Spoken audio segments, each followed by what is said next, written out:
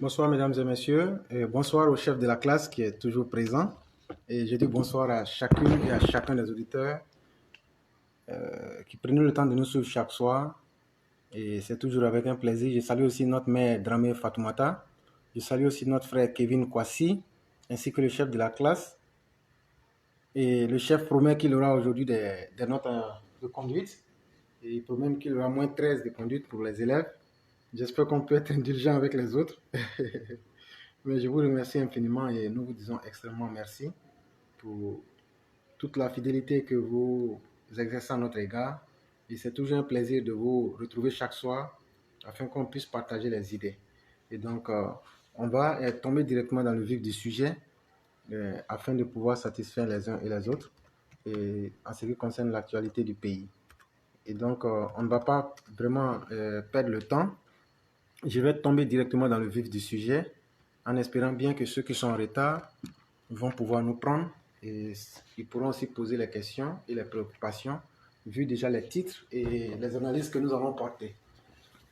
Et donc, dans un premier temps, nous allons parler du résumé de l'actualité de ce samedi 8 mai 2021. Il y a certains qui ont demandé s'il y avait une nouvelle attaque à Kafalo. La réponse est non, il n'y a pas eu d'attaque. Mais vous savez que le terrorisme, c'est quelque chose, c'est comme une gangrène. Et chaque fois, il faut prêter attention pour ne pas tomber dans le piège. Et donc, malheureusement, ces gens s'illustrent souvent de par leur présence. Mais toujours est-il que quand même, les autorités veillent au grain et les autorités font ce qu'ils savent faire dans le silence, mais dans la discipline, pour protéger les citoyens et assurer la sécurité du pays. Ça, vous pouvez en être certain. Et donc, en ce qui est relatif au titre des journaux de ce jour, disons que ce 8 mai 2021, la presse s'intéresse particulièrement au message que Blé Goudé a adressé au président de la République, son Excellence M. Alassane Draman Ouattara. Par ailleurs aussi, la pénurie d'électricité qui frappe notre pays n'échappe pas à l'actualité du moment. C'est Soir Info qui donne le ton en nous donnant des nouvelles relatives au retour de M. Laurent Gbagbo et de son compagnon Charles Blé Goudé. À cet effet, Charles Blé Goudé aurait déposé un important courrier pour le président de la République. Et le courrier a passé à travers la personne de Kakabe hier vendredi pour pouvoir demander qu'il obtienne un passeport et qu'il puisse rentrer en Côte d'Ivoire. Et donc il y a l'Expression, le journal L'Expression, qui va plus loin pour nous dire que Blé Goudé négocie fort avec le régime d'Abidjan pour son retour au Bercail. Soir Info revient à la charge une fois de plus, en faisant remarquer qu'après l'appel du président Alassane Draman Ouattara, Bédié a pris de grandes décisions. Concernant les violences sur le genre, la ministre Touré Nasseneba met en mission les leaders communautaires et les guides religieux. L'Inter, c'est-à-dire le journal L'Inter, lui revient une fois de plus sur les attaques de Ndeutre en affirmant que George Weah a dépêché des émissaires auprès du président de la République, Alassane Draman Ouattara. Kakabe, pour sa part, invite les organisations des victimes à collaborer, comme l'indique l'Inter. En ce qui concerne naturellement le nouveau réveil, ce journal s'interroge si le mariage entre Ouattara et Bédié pourra avoir véritablement lieu. Le quotidien indique que Bédié pourrait faire un seul pas, mais ne nous explique pas en réalité quel sera ce pas. Fraternité Matin nous informe aussi que le retour à la normale de la fourniture de l'électricité pourrait advenir plus tôt que prévu dans le mois de juillet 2021, alors que précédemment on parlait de août 2021. Le Patriote affirme que le président Alassane Draman Ouattara a reçu 5 lettres de créance de 5 ambassadeurs accrédités en Côte d'Ivoire et le président, lors de la cérémonie, a déclaré que le pays est résolument engagé vers l'émergence vu le ballet diplomatique qui se déroule dans notre pays. Notons aussi que l'artiste chanteur, qui était aussi un des parrains des escadrons de la mort et des miliciens de Yopougon, Gadji Seli, celui-là même, il y a quelques années où j'ai eu à l'interroger sur le pourquoi est-ce qu'il a quitté le pays, il n'a jamais été capable de répondre en face d'une chaîne internationale. Il est resté là parce qu'il a bien compris que les arguments que j'allais lui verser allaient le confondre. Il a fait dans le dilatoire, il n'a jamais été capable de répondre. Mais en réalité, on sait tous que ce monsieur a quitté le pays parce qu'il était le sponsor des milices armées qui tuaient à Yopougon et des bras armés du régime de Laurent Gbagbo qui assassinait les populations civiles. Et donc, ce monsieur aurait décidé de mettre fin à son exil. Et la toute dernière nouvelle du jour concerne Dosso Moussa, qui dit se retirer de l'élection législative qui se tiendra le 12 juin prochain à Mankono. Et donc, le RHDP a déjà choisi un autre candidat. Et Dosso Moussa a lui-même compris qu'il ne faisait pas le poids parce que l'échec qu'il a connu, tout le monde le sait. Et donc, il n'a pas voulu encore subir une deuxième honte. Il a donc décidé que lui-même, hier, vendredi 7 mai, à travers un communiqué, il disait comme ça qu'il se retirait. Mais il faut se dire la vérité, c'est ce qui aussi nourrit l'amitié. En fait, Dosso Moussa ne pèse plus rien. Mais je dirais même qu'au-delà de ne pas être capable de peser quoi que ce soit, ce monsieur-là s'est fait détester par son arrogance et par sa vanité et sa gloriole sur la terre. Ce monsieur s'est fait détester de toute la région d'où il vient. Et chers cadres, faisons beaucoup attention à cela. Être cadre n'est pas une fin en soi. C'est Dieu qui élève, mais c'est aussi Dieu qui rabaisse. Et vous avez vu la dualité de ces deux réalités fondamentales avec Dosso Moussa. Dosso, c'est Dieu qui l'avait élevé, mais Dosso venait de certaines personnes qu'il fallait respecter. Et quand il a manqué de respect à son origine, à ses parents et à sa communauté, regardez comment Dieu l'a laissé tomber si bas. Et donc, ce n'est pas Dieu lui-même qui va nous laisser, ou bien qui viendra nous dire ce qu'on doit faire. Quand Dieu vous donne la royauté, quand Dieu vous donne le pouvoir, c'est aussi un test. C'est un test vis-à-vis de vous-même. C'est aussi un test pour vous juger vis-à-vis des personnes que vous devez administrer. Et donc, voilà un monsieur aujourd'hui qui est fini, qui n'est plus que l'homme de lui-même. Et non seulement il a été vomi par Mankono, mais aujourd'hui dans le RHDP, il ne restera plus que l'homme de lui-même parce que la vanité, l'arrogance et le fait de ne pas écouter le chef de l'État, voilà la plus grosse plaie qui fera le plus grand mal à nos cadres. Le président est un homme sage, le président est un homme voyant, et je dis même qu'il est cette fois éclairé parce qu'il sait beaucoup de choses. Et être auprès du président de la République, ceux qui vont se mettre à son école et apprendre auprès de lui, vous ne savez pas quelle chance vous avez pu avoir dans votre vie. Mais malheureusement, la plupart des cadres RHDP sont plus portés sur la promotion de leur propre personne, alors que cette promotion-là ne saurait passer tant que vous ne passez pas véritablement par l'école Ouattara. Et je donne un seul cas. Quel que soit ce que vous aurez été, l'après Ouattara, Ouattara sera la carte qui va vous faire accès au monde extérieur. Si vous dites tout, avec tout ce que le monde a fait et avec tout ce que Ouattara a fait, le président, tant que vous n'aurez pas ce tampon-là pour dire j'ai été auprès de Ouattara pour rassurer les bailleurs de fonds, pour rassurer les investisseurs étrangers, pour rassurer la communauté internationale, sachez que vous partez déjà défaillant.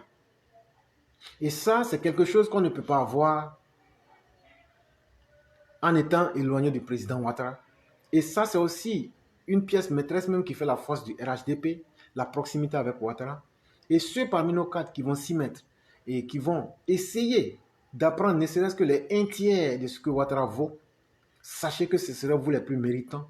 Et ça sera aussi vous qui pourriez un jour concourir à la présidence de la République.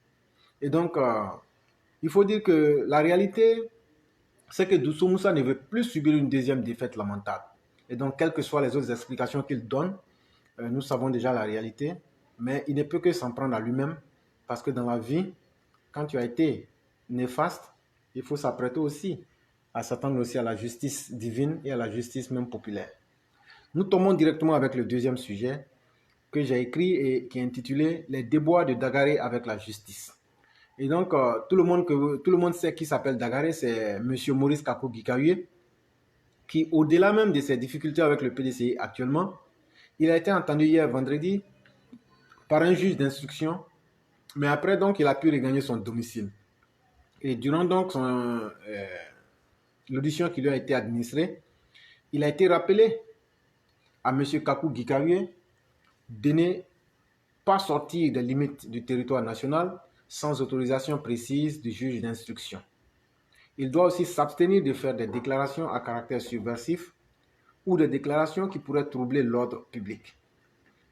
Il a aussi reçu l'obligation de se présenter devant le juge d'instruction chaque 3 mois selon le courrier qu'il recevra avec des précisions très claires. Et donc, voilà autant de réalités qui existent. Et pour ceux qui pensaient que les choses, parce que M. Gikawe avait été député et que les choses allaient tomber, c'est déjà un bon signe qui prouve que ce que le président nous a dit, les choses sont en train de rentrer dans le cours. Et c'est ce que nous avons toujours dit. Le président ne parlera pas inutilement.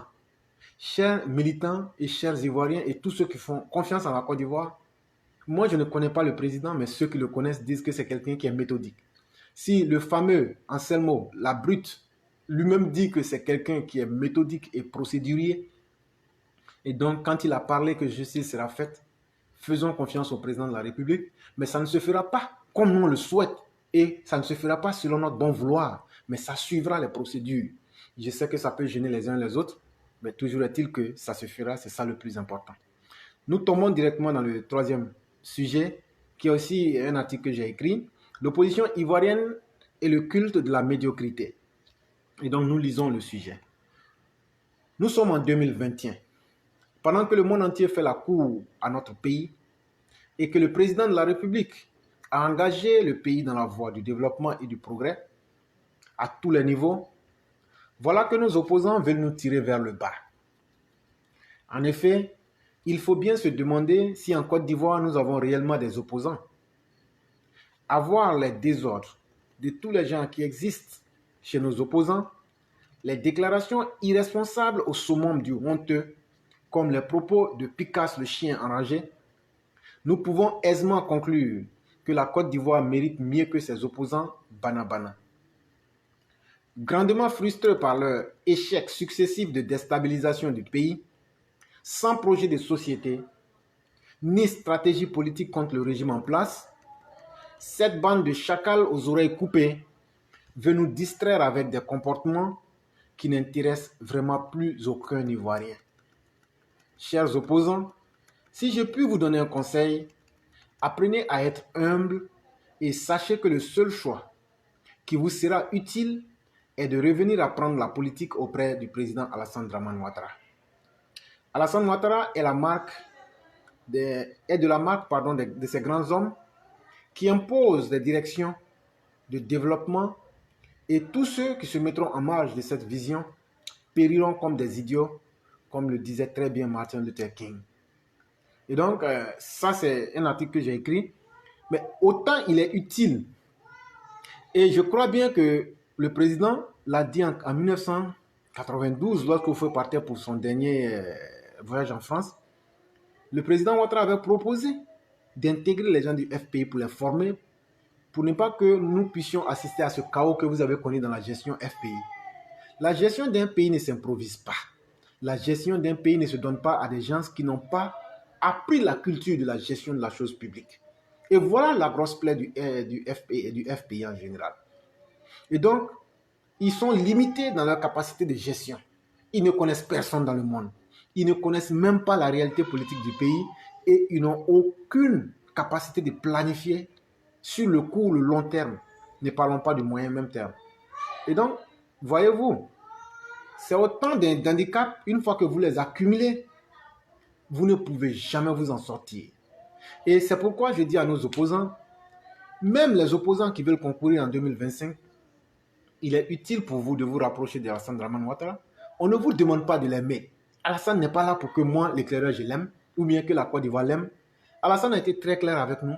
Il a envoyé un bilan, un programme de société que tout le monde connaît, la Côte d'Ivoire solidaire, et donc qu'il est en train de mettre en place.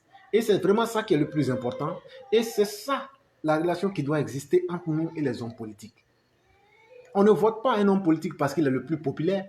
Parce qu'à la fin de la journée, est-ce que sa popularité, elle a un impact qui peut faire progresser nos vies? Si la réponse est non, ça veut dire qu'on aura été des idiots en votant quelqu'un parce qu'il est populaire. Et c'était ça le problème avec les Gor, Gbagbo ou rien, ou bien quoi. Parce que pour eux, la politique, c'est la personne de Gbagbo. Et la réalité même du monde se limitait à Gbagbo. Et c'est pourquoi il a pu les embobiner, les utiliser et faire n'importe quel type de crime et de désordre dans le pays. Et donc, il vous sera impérieux et nécessaire de revenir à la réalité. C'est déjà important. Et surtout, d'apprendre et d'être auprès du grand maître Alassane Dramane Ouattara. C'est votre seule chance. Sinon encore, en 2025, vous serez encore à vous plaindre du fait que le monde n'est pas juste, alors que c'est parce que vous-même vous êtes incompétent. Et là, je parle de toute l'opposition. Nous tombons directement sur le quatrième sujet, qui est l'avant-dernier. C'est aussi un article que j'ai écrit. Gbagbo instruit Katina de célébrer sa libération avec modestie. Hier, dans une note reçue par Katina, le braqueur des banques ivoiriennes, Seplou, l'enceinteur des veuves du FPI, faisait remarquer qu'il souhaite que ses partisans aient le triomphe en berne et que ces derniers s'inculquent de la modestie face à sa libération. À travers ce message de Laurent Gbagbo, le parrain des escadrons de la mort lancerait en phase de se demander si ce message augure d'une prise de conscience de la part de celui-ci. Hélas que non, chère population. Ni Laurent Gbagbo, ni ses militants ne changeront. Pour dire les choses simplement, cela a toujours fait partie de la stratégie politique du FPI que de dire plusieurs choses et leur contraire à la fois, en espérant créer la confusion et ainsi en tirer les bénéfices. C'est le même Gbagbo qui encourage les personnes comme Damana la Pécasse, je dis bien Damana la Pécasse, voilà, Lida le débridé mental, Lorignon la gourgandine haineuse et bien d'autres à continuer dans les discours de haine, de xénophobie, avec pour stratégie de nerver les populations et surtout les militants du RHDP, afin de créer un climat de désordre social dans lequel le FPI sortirait certes perdant, mais il aurait l'avantage de montrer aux yeux du monde que le régime d'Abidjan et ses partisans sont des barbares violents. La deuxième stratégie de Seplou, qui a débuté depuis hier 7 mai 2021, consiste à prôner sur le bout des lèvres la bonne parole comme s'il revenait automatiquement du temple. Ainsi, pendant qu'il demande à une partie du FPI d'attiser la haine, le même Gbagbo demande à une autre partie de cette formation politique de donner des discours de paix, de cohésion sociale. Sachez que le double langage, la duplicité, la roubladise sont les comportements qui caractérisent le mieux ce vieillard indigne de ses 75 ans. Sinon, comment comprendriez-vous que Laurent Gbagbo lui-même ne sorte pas pour dicter une ligne de conduite claire et sans ambiguïté pour donner sa position définitivement? En réalité, au-delà de ce qui est visible et des affirmations provenant des loges du FPI, l'objectif final de ce parti reste et a toujours été la prise du pouvoir par les armes. Toutes les déclarations que pondent les différents segments du FPI participent d'une stratégie à endormir le peuple et surtout à endormir le régime en place et porter le coup fatal à celui-ci. Le FPI est bel et bien conscient qu'il n'a pas les arguments nécessaires pouvant l'amener au pouvoir dans les 50 années à venir. Il faut donc impérativement manipuler une fois de plus les masses et manipuler notre classe politique afin de tirer les bénéfices en rêvant de revenir à nouveau au pouvoir de façon chaotique comme ce fut le cas durant un certain novembre 2000. Laurent Gbagbo lui-même n'a jamais caché que sa prise de pouvoir calamiteuse en 2000 était le fruit d'une élection chaotique. C'est cette même méthode qu'il pense pouvoir imposer à nouveau à la Côte d'Ivoire. Mais que Seplou et son front des pagailleurs inconscients, ça c'est ce que j'ai nommé FPI, le front des pagailleurs inconscients, que Seplou et son front des pagailleurs inconscients, en abrégé FPI, sachent que nous sommes en 2021 et que le peuple ne va plus jamais tolérer ces légèretés de l'an 2000 qui l'ont conduit au pouvoir par erreur, et la conséquence directe de sa présence au palais d'Abidjan fut les escadrons de la mort, les viols collectifs des militants du RDR, le charnier de Yopougon, les massacres de plus de 300 personnes au plateau décrété zone rouge, la stigmatisation des peuples du Nord, la création des redoutables milices comme la FESI, le GPP, l'APW, l'IMA-FS et la profusion des mercenaires libériens, angolais, sierra-léonais, sud-africains, avec les détournements spectaculaires des biens du peuple. La montée sans limite de l'immoralité devenue la norme sociale durant son règne, le recul diplomatique du pays, la non-création d'emplois et d'infrastructures dans la zone soi-disant utile du pays. Voilà le vrai bilan de M. Laurent Gbagbo que je viens de vous dicter. Le passage hasardeux de Seplou et de sa bande au pouvoir fut tellement catastrophique et macabre, et ça, nous le peuple, nous n'en voulons plus. Et donc ça, c'était le quatrième sujet. Et nous allons terminer directement avec le Soro Show. Et le titre, c'est Le combat perdu de l'enfant maudit. Et donc, chez nous en Afrique, on dit comme ça que je dis directement merci au chef de classe qui véritablement a un sérieux problème avec les marabouts qu'il bloque avec beaucoup de dextérité. Chef de classe, merci beaucoup. Et vraiment, merci pour toute la stratégie que vous faites pour assainir notre plateforme. Parce qu'ici, on se veut sérieux, responsable. Et cher marabout, si vous avez autant de capacité de pouvoir faire du bien, faites-le pour vous-même d'abord. Je crois que vous avez besoin d'argent. C'est pourquoi vous vendez vos services. Voilà. Et donc, chef de classe, merci à toi et à tous ceux qui assainissent la plateforme. Et donc, voici ce qui a été écrit pour le Soro Show de ce jour. Il est dit que la mouche qui persiste à suivre le cadavre finira aussi dans la tombe. Ce n'est pas le fils maudit de sang à la bouteille qui nous dira le contraire. À vouloir jouer les faux braves, notre lamentable séminariste de Katiola vient de se voir réduit à errer dans le monde comme un vulgaire nomade sans objectif. Le Guillaume pensait qu'en se rendant intraitable vis-à-vis du président Alassane Ouattara, celui-ci aurait cédé à ses caprices et à ses chantages de mauvais goût. Hélas, malheureusement pour notre Anselmo le barbare, Alassane Ouattara aura été d'une efficacité implacable. Soro, aujourd'hui, ne sait vraiment plus à quel saint se vouer et lui-même n'hésite plus à reconnaître devant ses intimes que son exil a été la plus grosse erreur politique qu'il a commise. L'individu voudrait bien se racheter, surtout quand il voit ses collègues criminels, Seplou et Blé 125, faire les yeux doux au président Alassane Dramane Ouattara afin de revenir au pays. Reclus dans un exil, traqué par ses démons intérieurs et en plein procès avec sa propre conscience, Soro, le ventripotent au cerveau de moineau, n'aura pas compris que dans la vie, il faut savoir choisir ses adversaires. En voulant combattre le président Alassane Dramane Ouattara, Guillaume la vermine venait de commettre l'erreur de sa vie. Son arrogance et son idiotie notoire l'auront aveuglé l'auront aveuglé en face du monstre politique nommé Alassane Dramane Ouattara. Observez par vous-même comment Alassane Ouattara a isolé le Guillaume de façon très méthodique de toute la classe politique ivoirienne.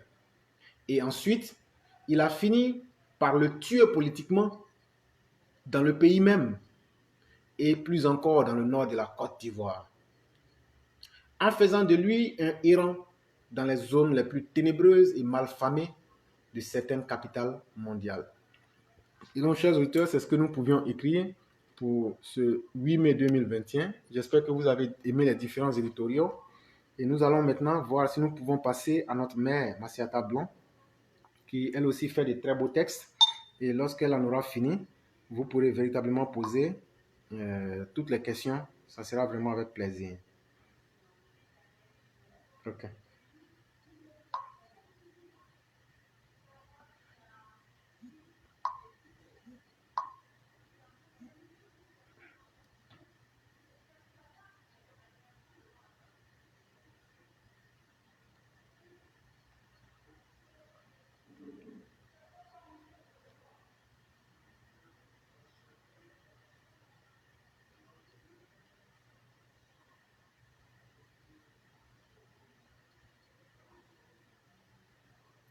Donc, nous allons essayer de passer la ligne à notre mère.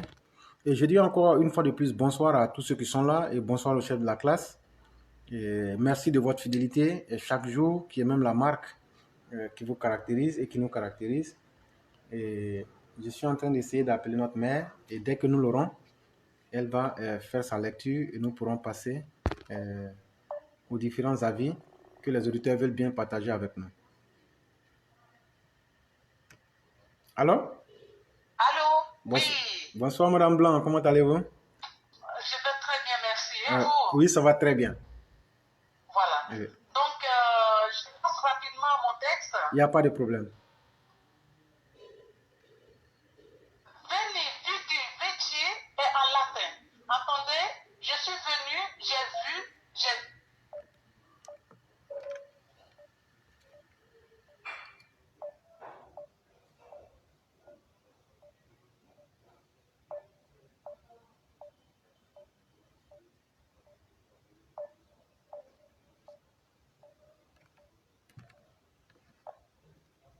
Alors, certainement qu'on a un problème de connexion avec elle.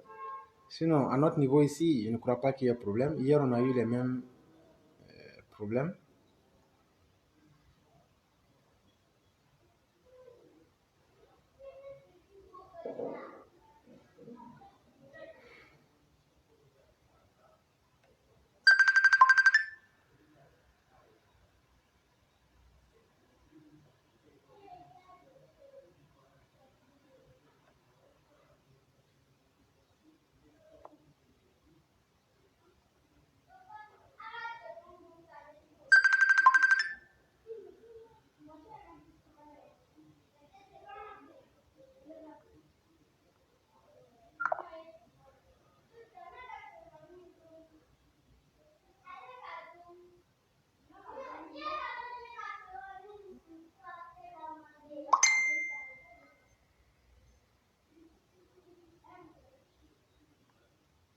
Je ne sais pas si c'est un problème de connexion à son niveau. Sinon, de suite, vous arrivez à m'entendre.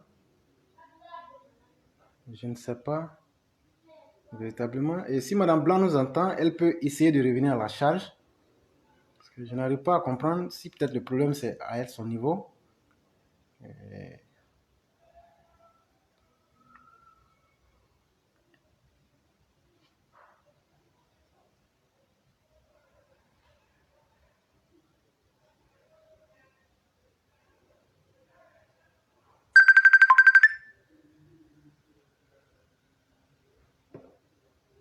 Allô? Allô? Oui. Bonsoir Madame. Oui, oui, bonsoir éclaireur. Oui. Franchement, ça commence à m'attrister cette histoire. Est-ce qu'il n'y a pas un problème avec le réseau de Allô? votre... Oui, oui. Ben oui, certainement oui. Je ne comprends pas parce que depuis hier, j'ai ce souci-là. Ok. Donc, j'y vais pour ne Ok. pas perdre du temps. Il n'y a pas de problème. Oui, donc nous allons faire un peu d'histoire. La victoire que je vois qu'ici n'est pas un fait d'âme, que non. Ado a vaincu tous ceux qui ont douté de ses capacités de bâtisseur. La Côte d'Ivoire, propulsée de l'avant au lendemain de 1960, grâce à une manne financière, est baptisée la Petite Suisse. Tout est facile, tout procure des sous. L'agriculture est au point optimal, le sous-sol est abondant, le commerce est florissant. Dès lors, elle devient la destination de choix de milliers de familles de la sous-région et même d'ailleurs à la recherche d'une meilleure vie. Des infrastructures sont alors créées, des infrastructures routières, des hôpitaux sont construits, procurant la fierté à tout un peuple. Seulement, au miracle économique, le pays fera face à un boom démographique. L'on comprend que le père de la nation aurait été plus prévoyant en multipliant les écoles et universités. En vue de désengorger la seule université d'Abidjan, très vite dépassée. Les deux CHU sont pris d'assaut et très vite, le manque de lits devient criard. De petite Suisse, le pays passe à la grande incapable. À cela s'ajoute la mauvaise gestion financière de nos dirigeants budgétivores, propriétaires de manoirs en France et en Suisse. Le pays devient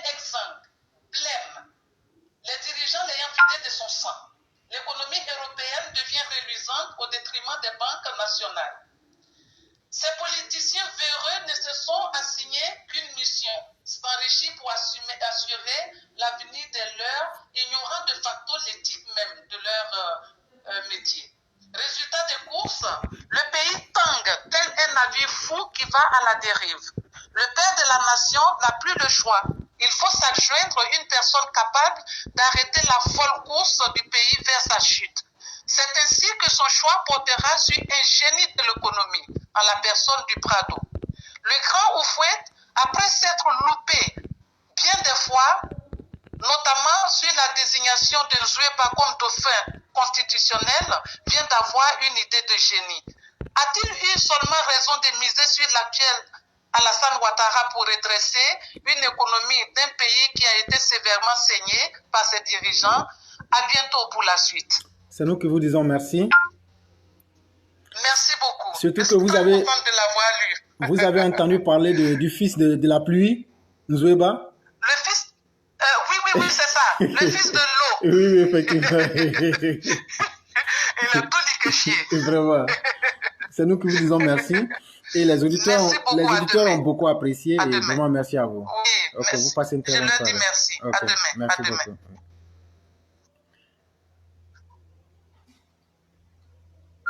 Ok, donc chers auditeurs, nous sommes partis pour le temps qui nous reste. Et donc, posez directement vos questions. On va essayer de donner les réponses que nous avons, et de sorte qu'on puisse satisfaire les uns et les autres. Et donc, posez vos questions dès maintenant, afin qu'on puisse avancer. Et donc, on a fini avec les présentations. Et donc, vous pouvez appeler dès maintenant. Ne laissez pas des temps vides, parce que ça va raccourcir l'émission. Et donc, ceux qui ont véritablement des préoccupations, posez-les maintenant, afin qu'on puisse vous donner les solutions que nous avons.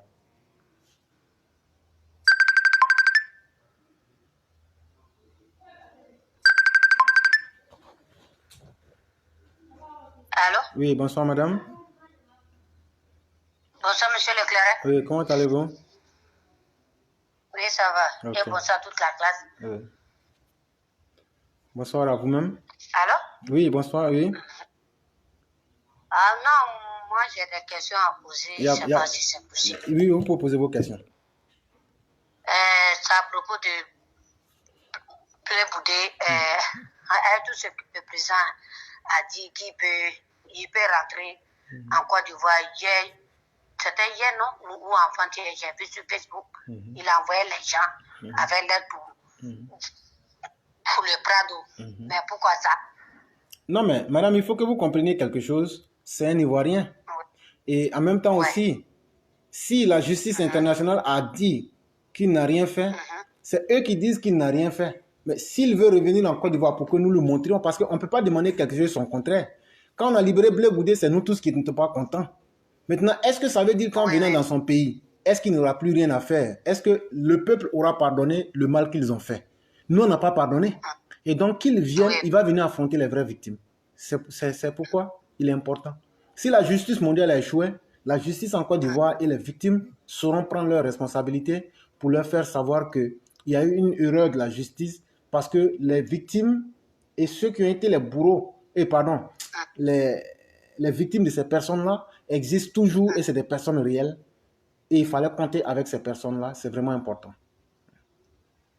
Ah, d'accord. Une deuxième question. C'est pas possible que le Prado appelle les anciens militaires là, genre les anciens rebelles, pour venir, je sais pas, je sais pas comment. Si vous comprenez déjà quoi. Non, je n'ai pas compris, puisque vous n'avez pas encore posé votre question, vous n'avez pas encore donné votre idée. Donc, on ne peut pas comprendre. Je demandais, c'est pas possible que le Prado fait venir les ex-combattants, parce qu'il y a d'autres qui sont à Paris, ici, d'autres sont en Amérique, Il n'y a pas d'ex-combattants en dehors du pays, mais il y a des criminels en dehors du pays. Je sais de qui vous voulez parler. Vous parlez des escadrons de la mort. Peter 007 a dit que lui, il faisait partie de l'escadron de la mort. Oui, et donc, ces personnes-là se reprochent des faits. Parce qu'un vrai militaire réside et demeure dans le commandement. Quand je suis un militaire, je dois rendre compte à quelqu'un. Et donc, tant que j'ai travaillé selon des ordres qui étaient en harmonie avec les instructions que j'ai réussies, je ne suis pas coupable de quoi que ce soit. Mais ceux qui se sont mis en dehors de cela pour tuer, traquer des populations et les tuer, et qui sont fiers même de le dire, ceux-là ne sont pas des anciens militaires, mais c'est plutôt des anciens criminels qui sont en train de fuir la justice de leur pays. Voilà, donc il faut que les gens comprennent ça clairement. C'est ce que je voulais dire. Mais avec tout ça, ils sont beaucoup. J'ai Fofana, Loseli, et puis, je ne sais pas, un pro-Baboula. C'est ce que je suis en train de vous dire. Je vous ai donné la réponse un coup. Je ne veux pas prendre les gens un à un pour vous dire, bon, comme c'est comme ça. Non. Fofana Loseni a commis un coup d'État. C'est lui qui a lu la déclaration en octobre. Et il a demandé aux militaires de faire un coup d'État et c'est ce qui a fait qu'on a chassé Soro Guillaume. Est-ce que c'est un militaire ou bien est-ce que c'est un faiseur de coup d'État? Celle-là, on ne comprend pas. Non, il n'y a pas. On comprend tout clairement. On comprend que ce sont des brigands qui se sont mis au service du mal et qui veulent faire saigner le pays. Et c'est pourquoi j'ai répondu toute la question globalement en disant que tous ceux qui le disent, ce sont des criminels qui ont des crimes très lourds dans leur passif. Et donc, c'est à cause de ces crimes-là qu'ils ne veulent pas rentrer dans le pays. Ah, d'accord. Ok. Merci beaucoup. Il n'y a pas de problème. C'est nous qui vous disons merci. Excusez-moi une seconde. Oui, il n'y a pas de problème. Oui, aux militants de faire à cause de Dieu pour penser au moins au Prado. Il a risqué sa vie. Il ne voulait plus devenir président. Oui, c'est nous-mêmes pour dire, pardonnez le vieux, viens. Quand il parle, il dit, il a réfléchi, il n'a pas pu dormir ce jour-là. Il est revenu encore pour nous. Même si on dit que non, que souvent il prend des décisions, que ça ne nous plaît pas. Mais quand on doit parler en savant qu'il y a l'émission, quand on fait, il écoute, on n'a qu'à savoir parler. Effectivement. Non, il est courageux de lui. Non, je crois que souvent les gens peuvent être dans les sentiments, mais après le lendemain, ils se retrouvent. Quand on leur explique bien, ils comprennent. Voilà, ils comprennent. Donc, quand on fait les choses, on n'a pas réfléchi. C'est truc aussi, c'est un humain comme nous. Non, mais vous avez dit quelque chose qui est très important. Si nous n'avons pas confiance au Prado, on n'allait pas lui dire de faire un troisième mandat. Parce que c'est parce que nous, on n'a pas d'idée, on n'a pas d'homme comme lui qu'on lui a demandé d'être devant nous. Et donc, si nous, on sait que c'est celui-là qui est le bon gouverneur, le bon capitaine qui peut nous diriger, donc même s'il nous dirige vers quelque part que nous ne comprenons pas, la seule question qu'on peut poser, c'est de dire, papa, explique-nous un peu. Et puis, ce que les militants ne comprennent pas, on ne peut pas tout expliquer simplement.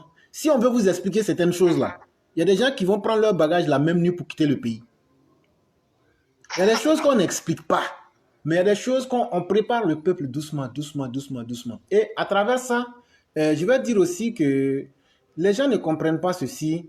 C'est que dans le mental d'un homme, chaque fois que vous vous laissez dominer par les mauvais sentiments, vous finissez par vous affaiblir vous-même. Et vous finissez par être même vous-même votre premier problème. Je prends un exemple simple. Vous pouvez avoir toutes les qualités du monde. Mais si vous-même vous manquez de confiance en vous-même, alors que vous avez toutes les qualités, vous finissez par être quelqu'un de faible. Et donc, c'est un peu ça que les militants du RHDP ne comprennent pas. Nous avons le meilleur politicien au monde. Et vous avez vu notre maman Massiata Blanc qui a fait une lecture, mais quand tu comprends bien entre les lignes, elle voulait nous dire simplement que Ouattara est plus fort que Oufoué. C'est ce qu'elle voulait nous dire si on veut simplifier les choses. Mais quand on a quelqu'un comme ça là, est-ce qu'on doit douter? Quand on a quelqu'un comme ça là, qui est si grand et qui a une bonne connaissance du monde, Ouattara doit être notre fierté. Et c'est ce que je dis, il doit être le filon qui est au-dessus de notre tête. Celui qui touche aura un problème. Ouattara va mûrir au-dessus de notre tête et puis il va se casser au-dessus de notre tête. Mais en tout cas, nous, on ne va pas se plaindre. Eux-mêmes, on n'a qu'à prendre exemple à elle comme ça. Eux, avec Babou, ils ne se sont jamais élevés pour dire on est découragé de lui, on est temps de lui. Mais toujours c'est nous. Toujours c'est nous. Et puis après, on vient appeler encore pour dire on est désolé, on ne savait pas que c'était comme ça. Voilà. À un moment, de politique. Et donc, quand c'est comme ça, il faut donc demander. Et quand on t'explique que tu as compris. Mais quand ils viennent parler comme ça, on est découragé du vieux, il a joué. Le vieux, il n'est pas policier, il est président. Il n'y a pas de problème. Il n'est pas policier pour dire non, qu'au côté et en sécurité, c'est lui. Non, non, non. Non, quand on parle à un moment donné, il faut réfléchir au passé. Effectivement, effectivement. Il faut réfléchir au passé. Il a fatigué le vieux. Mais à cause de nous, il se sacrifie. Il se sacrifie. On les insulte. Les gars, elles les souris, et eux les insultent matin, midi, soir. À cause de qui? À cause de nous. C'est à cause de nous. À cause de nous, mais il encaisse. Il encaisse tout cela pour qui? À cause de nous. Mais à un moment donné, quand on parle aussi, il faut réfléchir que c'est un papa, c'est un mari, c'est un grand-père. Il pouvait aller. Il s'en fout de la Côte d'Ivoire. Il s'en fout de la Côte d'Ivoire, mais il a réfléchi.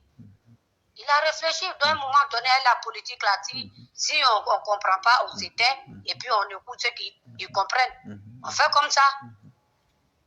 Il n'y a pas de problème. Excuse-moi, une dernière chose. Il n'y a pas de problème. Un jour, est-ce que ce n'est pas possible? Genre, pour la politique comme ça, on a tellement compris. Genre, pour montrer ses actions qu'il a fait, parler de ça. Toujours, on parle de la politique. Moi, c'est mon idée qui est là, genre, pour... Non, c'est une très bonne chose. Mais aujourd'hui même, là, si vous voyez qu'on s'assoit aujourd'hui et puis on est à l'aise, on parle de politique et puis on fait les grandes démonstrations, c'est parce que le pays, ça va. Et les programmes de Ouattara, si tu veux les montrer, toi-même, tu seras fatigué. Oui, ça c'est vrai. Il a transformé le pays. Et ceux qui vont au pays, savent de quoi il s'agit. Moi, il y a ceux qui étaient au pays, ça fait 5 ans là. Voilà. Mais sur Facebook, quand tu vois toi-même, tu sais qu'il voilà. Tous ceux qui veulent voir la réalité du pays, on leur dit, il faut appeler ton parent. Les villages où il n'y a jamais l'électricité là, aujourd'hui ils ont l'électricité, l'eau courante et il y a maternité dans tous les villages aujourd'hui. Mais tout ça là, on ne réfléchit pas. Non, parce que le bonheur, on ne l'apprécie que quand lorsqu'on l'a perdu. Merci beaucoup. Merci. Merci. Donc, elle est militante à cause de Dieu. On n'a qu'à savoir parler aux vieux. C'est un vieux. Il est vieux que nous tous. On peut dire à peu près. Mais pardonnez, on sait qu'il fait les choses souvent. Ça ne nous plaît pas. Non, mais est-ce que c'est pas bon pour nous? Est-ce que c'est pas bon pour nous-mêmes à la fin? Oui, après quand on s'assoit maintenant, on comprend. Voilà. Et donc, c'est à nos militants de se ressaisir et de comprendre que quand toi, tu as essayé une chose une fois, et que après toi-même, tu as vu que le monsieur, il a été plus intelligent et tu as compris à la fin. C'est pas une fois, c'est pas deux fois. Nous-mêmes, on devrait s'éduquer nous-mêmes pour dire, le vieux là, en politique, on peut pas tout expliquer. C'est pas comme à la mosquée, hein, où on s'assoit et puis on dit, bon, on a fait l'explication du Coran là. La politique, on dit pas tout, hein. La politique, il y a des choses là, si les politiciens nous disent là, nous, on va dire, et donc, mais il arrive à s'en sortir toujours et il arrive à trouver les bonnes décisions. Et à la fin de la vie, c'est ce qui est important. C'est ce qui est important. En tout cas, c'est que moi, je peux dire aux militants, on n'a pas plus le bon Dieu pour qu'il donne longue vie. Moi, c'est ma seule préoccupation aujourd'hui. Moi, je prie Dieu pour qu'il donne au moins 100 ans au président pour que vraiment le pays soit bien mis sur pied. Parce que même aujourd'hui, nos opposants là, où le président a mis le pays là, on ne prie pas Dieu, hein, mais même si nos opposants reprenaient le pays là, ils auront des problèmes. Ils auront des gros problèmes parce qu'ils ne savent rien faire et ils seront obligés de revenir à Ouattara. Et donc, ce qui est mieux actuellement, c'est de prier pour lui, pour que vraiment Dieu lui donne une longue vie. Et c'est utile pour tout le monde. Vraiment, c'est assez utile pour tout le monde. Il est fatigué, le vieux. Effectivement. Quand tu le vois, on sent que tu es fatigué, mais il ne sait pas pour nous matin, midi, soir. Mais quand on est en colère un peu, on vient dire n'importe quoi. Hein? C'est pas bien. C'est pas bien. Ok. Donc, vraiment, merci beaucoup. Allô? Allô? Voilà. En tout cas, moi, je le suis. Il n'y a pas de problème. C'est nous qui vous disons merci. Oui, oui. Oh, ok. Ok, vous passez une très bonne soirée. Merci. Bonne soirée. Oui, oui. Merci beaucoup. Okay. Oui. Et donc, chers militants, voyez-vous, c'est nos maires qui nous parlent maintenant et qui nous donnent des conseils. Il faut être constant dans la vie, c'est très important. Et la constance, c'est la capacité à pouvoir se maintenir sur sa propre trajectoire. Et regardons autour de nous-mêmes, on ne voit que des apprentis sorciers qui ne savent rien de la politique et qui ont un actif qui est vide. Et donc, quelles que soient les difficultés que nous allons traverser, ne pensez pas qu'il y a mieux ailleurs. en toute sincérité, Alassane est la solution la meilleure qui a pu exister dans l'après au fouet. Et donc, n'ayez ni honte ni peur de le dire en tout temps et en tout lieu. C'est ça aussi la réalité. Bonsoir, monsieur. Allô? Allô, bonsoir. Bonsoir, monsieur. Comment allez-vous? Ça va très bien, monsieur éclaireur. Oui. Ça fait deux jours là. Effectivement, effectivement. Et vous-même, comment ça va? Voilà, voilà, oui, ça va. Par la grâce de Dieu, ça va. Ouais, tu m'excuses qu'on peut prendre comme je monte un peu trop tôt. Il n'y a pas de problème. Et ça fait que je n'arrive pas à trop suivre parce que si je vais te suivre, je vais dormir seulement que 3 heures du temps pour aller au travail. Non, il n'y a pas de problème. L'essentiel, c'est que vous puissiez d'abord travailler. Voilà, Oui, c'est ça je le te plus prends ça en important. différé. Après, le matin, très tôt, je me lève, j'écoute un peu, puis je vais au travail. Après, je viens le soir pour écouter le reste. En fait, éclaireur, moi, je ne fais pas tellement trop de choses, mais j'ai des petites questions à te poser. C'est une grande question. Il n'y a pas de problème. Voilà, moi, je ne peux pas tellement trop bavarder avec toi. En fait, je voulais savoir, selon toi-même, tes analyses, qu'est-ce que tu penses, ce que je viens de te dire comme question.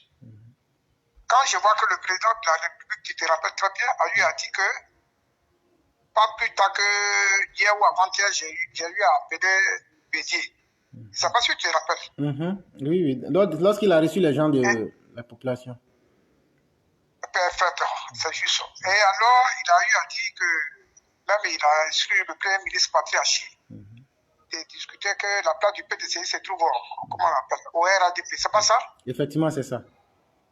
Si je me trompe, il faut dire que non. Non, c'est ça. J'attends juste votre question, c'est tout. Voilà. Après, le lendemain, j'ai vu sur la titrologie où les Bions et puis les gens du PDCI qui sont sortis, et même les journaux du PDCI, ils disent que Ouattara, il a accumulé partout, il n'a plus de soutien, il souffre, il a oublié de courir derrière Bédier, matin, midi, soir, mais Bédier, puis... J'ai compris déjà votre question.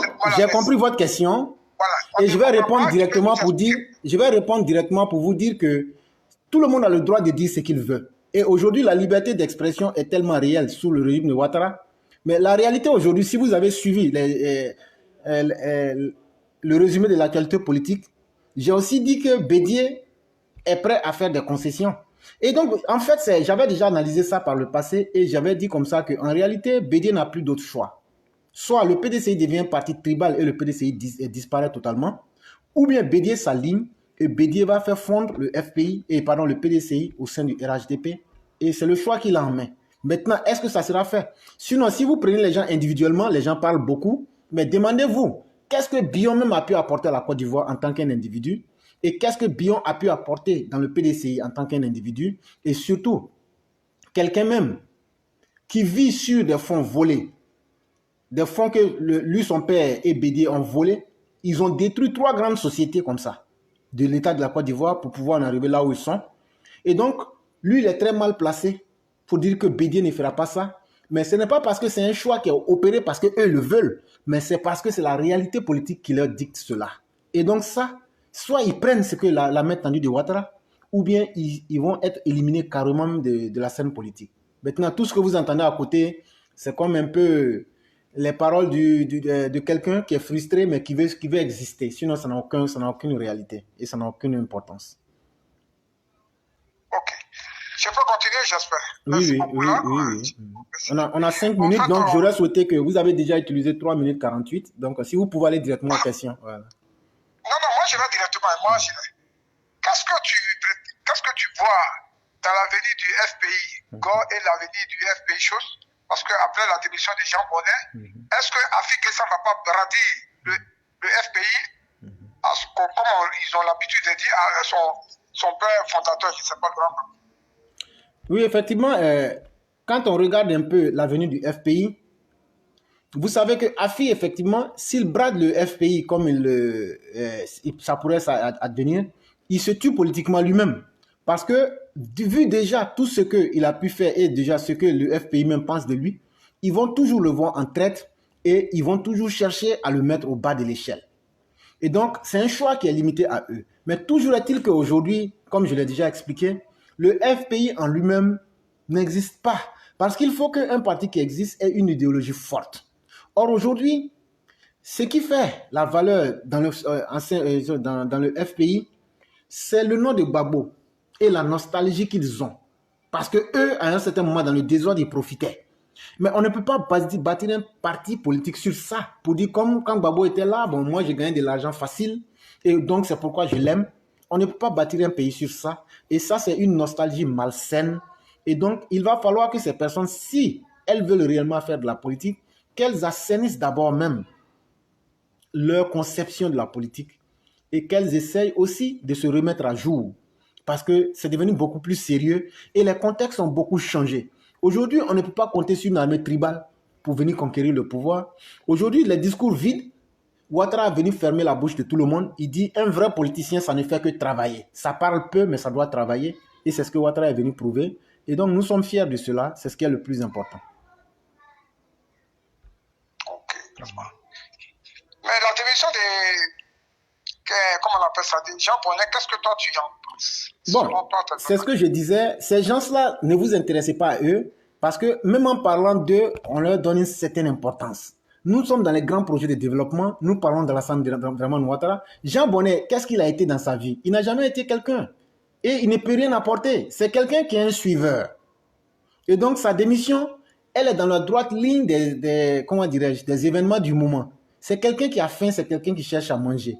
Et donc, tout ce qui peut l'amener à se rapprocher du pouvoir et manger quelque part, il va le faire parce que c'est quelqu'un qui était un chômeur. Durant tout ce temps qu'il suivait Afi, il n'avait pas de travail, c'était un chômeur. Et donc, s'il avait une compétence intellectuelle, il aurait pu faire valoir cela dans le privé pour montrer qu'il n'était pas un chômeur. Mais c'est parce qu'il a lié son destin à la politique et donc il est condamné à changer de camp chaque jour pour pouvoir trouver à manger quelque part.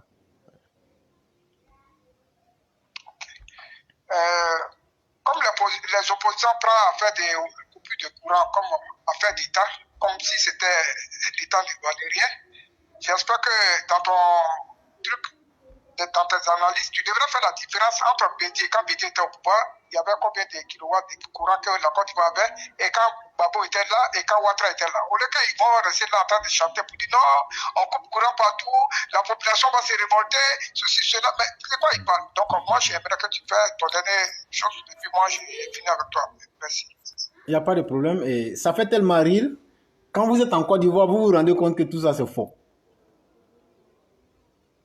Parce qu'il faut dire la vérité à nos parents. Et nous ne parlons pas dans le vide. Je dis bien, quand tu es en Côte d'Ivoire, ce que les gens disent sur les réseaux sociaux, quand tu viens avoir la réalité, c'est deux choses complètement différentes. Et on a bien expliqué, si nos opposants sont si soucieux du régime, eux qui ont essayé de faire tomber le régime il n'y a pas plus d'une semaine, pourquoi encore si les populations se lèvent pour dire qu'il n'y a pas de courant, ils s'inquiètent pour le régime? Qu'ils ne s'inquiètent pas pour le régime. Le régime a déjà fait ce qu'il devrait faire. Aujourd'hui, avec le taux du développement et des infrastructures qui ont été mises dans le pays, c'est parce que le pays va très bien qu'il y a coupure d'électricité. Allez leur dire ça. Aujourd'hui, venez voir le nombre de grosses entreprises qui existent dans le pays.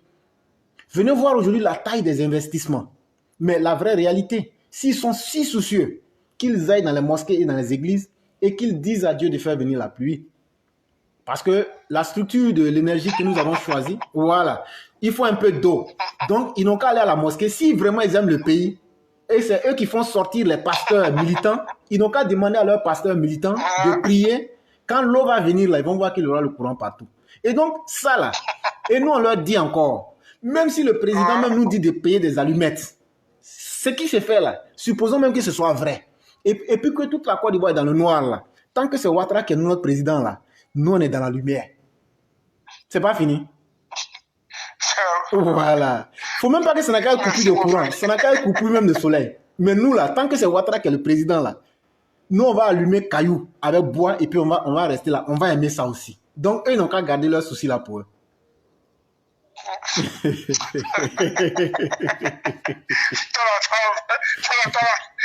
les gens t'attrapent là-bas, je ne suis pas dedans. Tu es là seulement pour la mission. Merci. Il n'y a pas de problème, c'est moi qui vous dis merci. Et surtout, vous passez un bon boulot. Et donc, chers auditeurs, nous continuons. On va continuer avec les auditeurs et chacun sera pris. Donc, soyez un peu indulgents. On va appeler les uns les autres et tout le monde sera pris. Voilà. Je vous dis merci et pour toutes les questions que vous posez.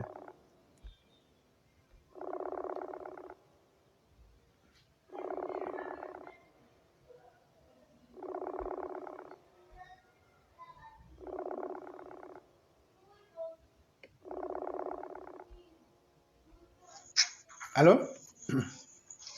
Allô? Oui, bonsoir, monsieur. Allô? Oui, bonsoir. Allô? Oui, bonsoir. Bonsoir, monsieur le Cameroun. Oui, comment ça va? Courage du printemps. Oui, je très bien. Comment ça va? Oui, ça va un peu. Et la santé? Oui, ça va un peu. Ah, Dieu merci. Que vraiment Ouais, Dieu un peu. prompt rétablissement à vous. Un peu. Ouais, sauf que, merci, c'est la voix qui n'est pas encore totalement rétablie. Oui, je sens ça même dans la voix, mais il faut savoir que Voilà. Dieu fera grâce et Voilà. les choses iraient dans le bon sens. Ouais, c'est ça. Oui. Non, effectivement, j'appelle, c'est pas pour intervenir, c'est pour dire merci aux uns aux autres pour le soutien qu'ils m'ont apporté. Il n'y a pas de problème. Voilà, vraiment, ça a été un grand soutien. Et ça m'a permis aussi de savoir que j'ai des personnes sur qui je peux compter. Et que vraiment, ce soutien a été un soutien très capital pour moi. Je profite aussi pour saluer votre retour. C'est vrai, tout le petit temps que vous avez fait, vous avez manqué à la classe. Et nous tous, on était là, on attendait votre retour. Dieu merci, c'est chose faite. Effectivement. Et je pense que le combat peut continuer. Effectivement. Et que les uns les autres peuvent continuer de faire confiance au président. Et que, puisque c'est nous-mêmes qui l'avons souhaité qu'il soit le président de ce pays. Donc il n'y a pas de raison que nous puissions douter de sa capacité à pouvoir conduire le parcours ivoire à destination. Donc vraiment, je salue tout le monde et surtout le chef de classe pour le soutien qu'il m'a apporté. Effectivement. Et vous voyez, voilà, comme tout le monde le sait, que notre plateforme Pro-Vérité, c'est aujourd'hui la plateforme qui éduque, qui informe et qui dit la vérité. Donc vraiment, merci beaucoup et bonne écoute à tous. Merci. Ne quittez pas, c'est à nous de vous dire aussi merci. Il y a un livre religieux qui dit « Quant aux bienfaits de ton Seigneur, proclame-les ». Mais ce que les gens oublient, c'est que ça veut dire les bienfaits de ton Seigneur ne viendront pas directement, ça passe toujours par des hommes. Et quand tu sais reconnaître le bien que les gens ont fait, comme tu viens de le faire, c'est moi qui suis fier et qui suis heureux. Et cette classe-là, aujourd'hui, elle est quelque chose qui va au-delà même de la plateforme. Parce que on amène à créer une chaîne de solidarité et une chaîne même d'humanité. C'est vraiment très important. Et c'est à ça qu'on veut amener les Ivoiriens. Et c'est à ça qu'on veut amener toute la Côte d'Ivoire à comprendre que la seule chose qui est importante, c'est d'abord la vie humaine. Et après, la dignité humaine. Une fois qu'on arrive à respecter cela, vous verrez que tout le monde aura sa place en Côte d'Ivoire et tout le monde pourra vivre en Côte d'Ivoire dans la fraternité. Et vraiment, c'est aussi un plaisir que de vous avoir connu. Effectivement. Et donc, c'est le plaisir qui est partagé à travers ma voix. C'est la même chose que toute la classe pense aussi. Et aussi, je salue aussi tous les grains d'Abobo, tous les grains de Soubré et tous les grains de Yamoussoukro. Oui, merci. Et ça, je n'ai pas dit ça au hasard. Ils comprennent très bien le message que je suis en train de leur dire. Ça veut dire, les gars, apprêtez-vous. Oui, ça se comprend. Voilà. Tous les grains d'Abobo, vous êtes dans la plateforme Pro-Vérité. Tous les grains de Yamoussoukro, vous êtes dans la Pro-Vérité. Et tous les grains de Soubré et les gars aussi de Man, vous êtes dedans. Tout le monde est dedans, mais ce sont ces grains-là qui se sont d'abord signalés. Donc les gars, restez à l'écoute, soyez mobilisés et repliquez le message, expliquez le message pour dire que le meilleur choix, c'est Ouattara. Ça se voit avec les yeux. On sent même ça. Quand tu passes sur la lagune, là, il n'y a plus d'odeur. Le pays a été assaini. Le pays sent bon grâce à Ouattara. Vraiment. N'ayons pas honte. Partout où vous serez, dites tout ce qu'on va vous dire. Vous n'êtes pas là à l'école, dites c'est faux. On a des gens qui sont là à l'école, allez les affronter. Il y a Éclaireur qui est là. Oui. Voilà. Oui, allez-y. Oui, je ne coupe pas votre parole. Vous voyez, au niveau d'Abobo, je dis Abobo a beaucoup changé. Effectivement. Et bientôt, les travaux de l'échangeur qui seront lancés, vous verrez bien, là, Abobo sera une ville vraiment carrément transformée. Parce que, on dit que PFO est en train de déployer, comment on appelle, son matériel pour commencer les travaux. Bon, je ne sais pas s'il faut trahir un secret. Je ne sais pas s'il faut trahir un secret. Et c'est pourquoi nous invoquons la miséricorde de Dieu sur l'âme d'Ahmed Bakayoko. Mais il y a 170 milliards qui ont été mobilisés pour Abobo. C'est ça. Il y a 170 milliards et ça, Ahmed avait les pieds et les mains là-dedans.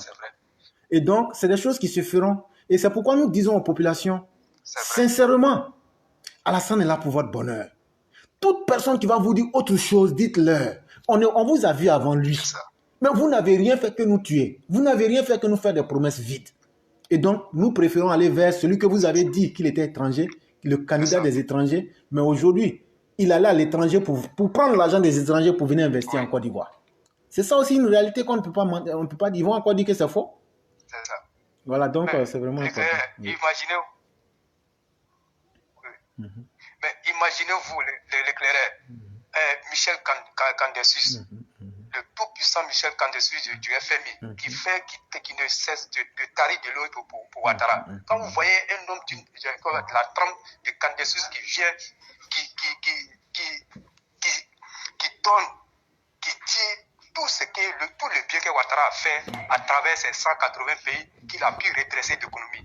Mais quand vous voyez un tel homme, mais pourquoi on doit douter de sa capacité? Michel Candesus, quand il ne jette pas des paroles en l'air, il a côtoyé Ouattara et il sait l'apport de Ouattara, ce que Ouattara a apporté à Michel Candesus au FMI.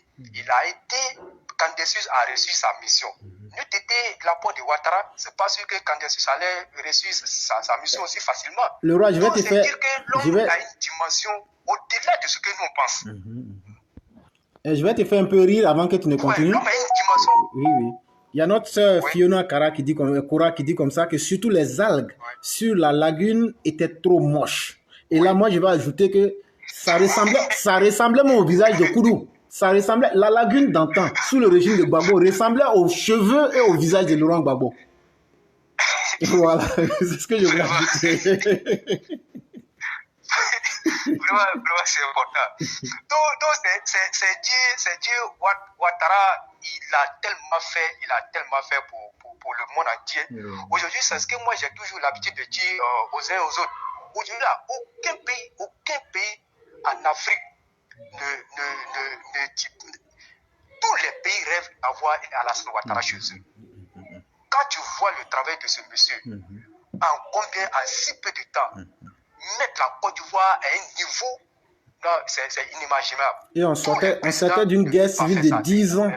Donc, quand on a un produit comme Alassane Ouattara, il faut tout faire pour garder ce produit jalousement. Mais nous, les Ivoiriens, on ne connaît pas ça. On est là, on les vilipende. Mais je vous assure, le claireur, le jour où Ouattara va dire je ne suis plus candidat, et que voilà celui à qui je vais confier les rênes, tous ces opposants qui l'ont vilipendé là viendront lui dire, monsieur le président, c'est vrai, voilà ce que vous n'avez pas encore terminé votre mission. Et si vous pouvez, en ce moment, Alassane Ouattara dira non, j'ai fini ma mission, mais je serai là, et voilà, faites confiance à l'homme que moi j'ai choisi. Et je suis sûr que ça se ferait un jour. Puisque le vrai bonheur là, comme le disait le président Félix Houphouët-Boigny, on est là, on l'a perdu lorsqu'on l'a perdu. Effectivement. Donc aujourd'hui, on ne sait pas réellement ce que Alassane Ouattara représente pour la Côte d'Ivoire et le monde entier. Vous voyez, les gens, les Blancs qui prennent leur avion, qui viennent en Côte d'Ivoire, venir voir le président pour tous les problèmes. Donc, le roi, je vais te trahir un secret. Je vais te donner un exemple. Oui, je vais te donner un exemple. Oui. Pour quelqu'un qui voyage beaucoup, moi, presque chaque 6 mois, je viens en Côte d'Ivoire. Et figurez-vous que depuis que Ouattara est au pouvoir, chaque fois qu'on prend l'avion maintenant, là, à partir de Paris, il y a plus de Blancs que d'Ivoiriens même. Je vais dire peau noire. Mais si tu es quelqu'un d'intelligent, tu te demandes, mais qu'est-ce que les Blancs gagnent dans Côte d'Ivoire là? Et puis nous, on court pour aller chez eux. Et ce n'est pas des petits Blancs qui vont pouvoir me faire Jossi en Côte d'Ivoire. Mais c'est parce que la taille des investissements et la carrure même du pays, de la personne même qui gère le pays aujourd'hui, est une garantie qui est inattaquable. Et donc, si des gens, le monde entier fait confiance en Ouattara et que nous, les militants, on vient à être fébriles, ça veut dire que vraiment, on ne fait pas d'effort pour connaître l'homme. Parce qu'un chasseur qui ramène toujours du gibier, on ne lui demande pas. On ne lui demande pas quelle est la quantité qu'il va ramener, mais on lui demande la qualité. Sinon, il va faire envoyer le gibier. Ouattara va réussir sa mission. Mais on doit lui dire de bien faire pour que les générations après nous puissent être encore beaucoup plus... Non, c'est déjà fait. C'est déjà fait. Il réussira. Voilà, c'est déjà fait. Mais l'éclaireur, voyez-vous sur, comme ce que vous avez dit, voyez-vous sur la lagune. Mais le projet de pont qui avait été élaboré par Félix Houphouët-Boigny, mais il a failli l'arrivée de Ouattara pour qu'on ait au moins 5 ponts sur la lagune. Or, le projet était là depuis Houphouët-Boigny, le rêve que Houphouët-Boigny avait caressé. Mais les autres qui sont venus, ils sont restés là en train de nous servir, comme on appelle, la haine, la xénophobie, le tribunal. On ne peut pas développer un pays comme ça. Non, le plan directeur qui avait été établi par le père fondateur de la Côte d'Ivoire, il fallait suivre ce plan directeur et laisser tomber, comme on appelle, tout ce qu'on a connu avec, et c'est plus le plongé et usé par la bouteille de vin. Donc aujourd'hui, on arrive à la conclusion que tout Ivoirien qui est éclairé doit savoir que ces deux messieurs-là ont été un accident pour la Côte d'Ivoire. Un accident catastrophique. On ne devrait même pas connu, c'est un accident très catastrophique. On ne devrait même pas les mettre même dans un poste de décision. Parce qu'on a vu, on ne peut pas axer sur le développement d'un pays sur telle personne n'est pas ivoirienne, telle personne n'est pas ivoirienne, alors que vous avez des familles qui sont dans les autres pays. Donc quand moi je regarde tout ça là, moi je me dis que Ouattara, c'est un lingot d'or, qu'il faut vraiment préserver. Arrêtons de vilipender Ouattara. Ouattara là, il a eu tout dans sa vie. Quelqu'un qui a commencé à travailler à 5 ans, vous pensez que qu'est-ce qui lui manque encore dans la vie? Il a déjà tout tracé, il pouvait rester là-bas aux États-Unis, vivre sa vie et puis tranquillement c'est fini. Mais une fois que le vieux l'a appelé, le vieux sait pourquoi il l'a appelé. Et le vieux, Ouattara a tellement sauvé le vieux des humiliations que les gens a failli lui porter. C'est Dieu seul qui sait. Donc aujourd'hui, Ouattara est l'héritier naturel du vieux. Moi je le dis à qui veut l'entendre. Donc moi, c'est pas un débat. Il faut que les uns et les autres comprennent que Ouattara, ou qu'on le veuille ou pas, Ouattara, c'est le missionnaire que Dieu a mis sur notre route pour relever l'économie de la Côte d'Ivoire et faire en sorte que demain nous ayons, comme on appelle, un lendemain meilleur pour des générations futures. Donc ça s'arrête là. Donc aujourd'hui, même quand j'ai regardé un peu, comme on appelle, l'âge du témoin et de la haine de Toumara Picasse à Yopougon, mais moi je suis tombé des nues. Tu te joues les guerriers. Alors qu'on t'a vu au premier heure, tu as pris la pousse d'escamper du territoire au Canada. Tu sais que ce soir, il a changé de langage. Ce soir, il a changé de langage que lui veut prôner la paix. Il était à Niamey ce soir et il s'est mis dans les peaux d'un agneau. J'ai dit, mais ce que tu as dit là, on va enlever ça dans ton corps d'abord.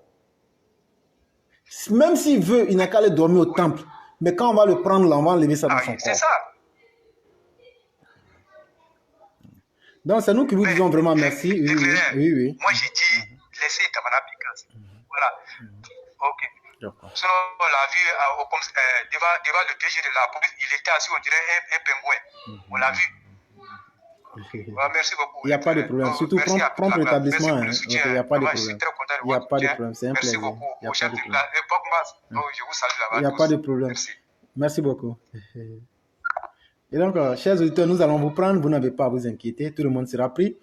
Et nous allons passer au 12e conquérant de l'Empire du Mandé, qui est en la personne de Soundiata le Conquérant. Et c'est à lui que nous allons avoir affaire maintenant. Et donc, soyez prêts. Et c'est lui qui va nous faire une démonstration magistrale. Et vous allez pouvoir voir ce qu'il va nous dire. Et il va nous toujours nous édifier. Allô? Bonsoir le conquérant. Bonsoir monsieur. Comment allez-vous? Oui. Je vais très bien et chez vous? Oui, ça va très bien. C'est un énorme plaisir pour moi de vous retrouver ce soir, après un repos bien mérité. Effectivement. Donc ce soir, je voudrais revenir sur le sujet des opposants et puis après faire quelques suggestions. Il n'y a pas de problème.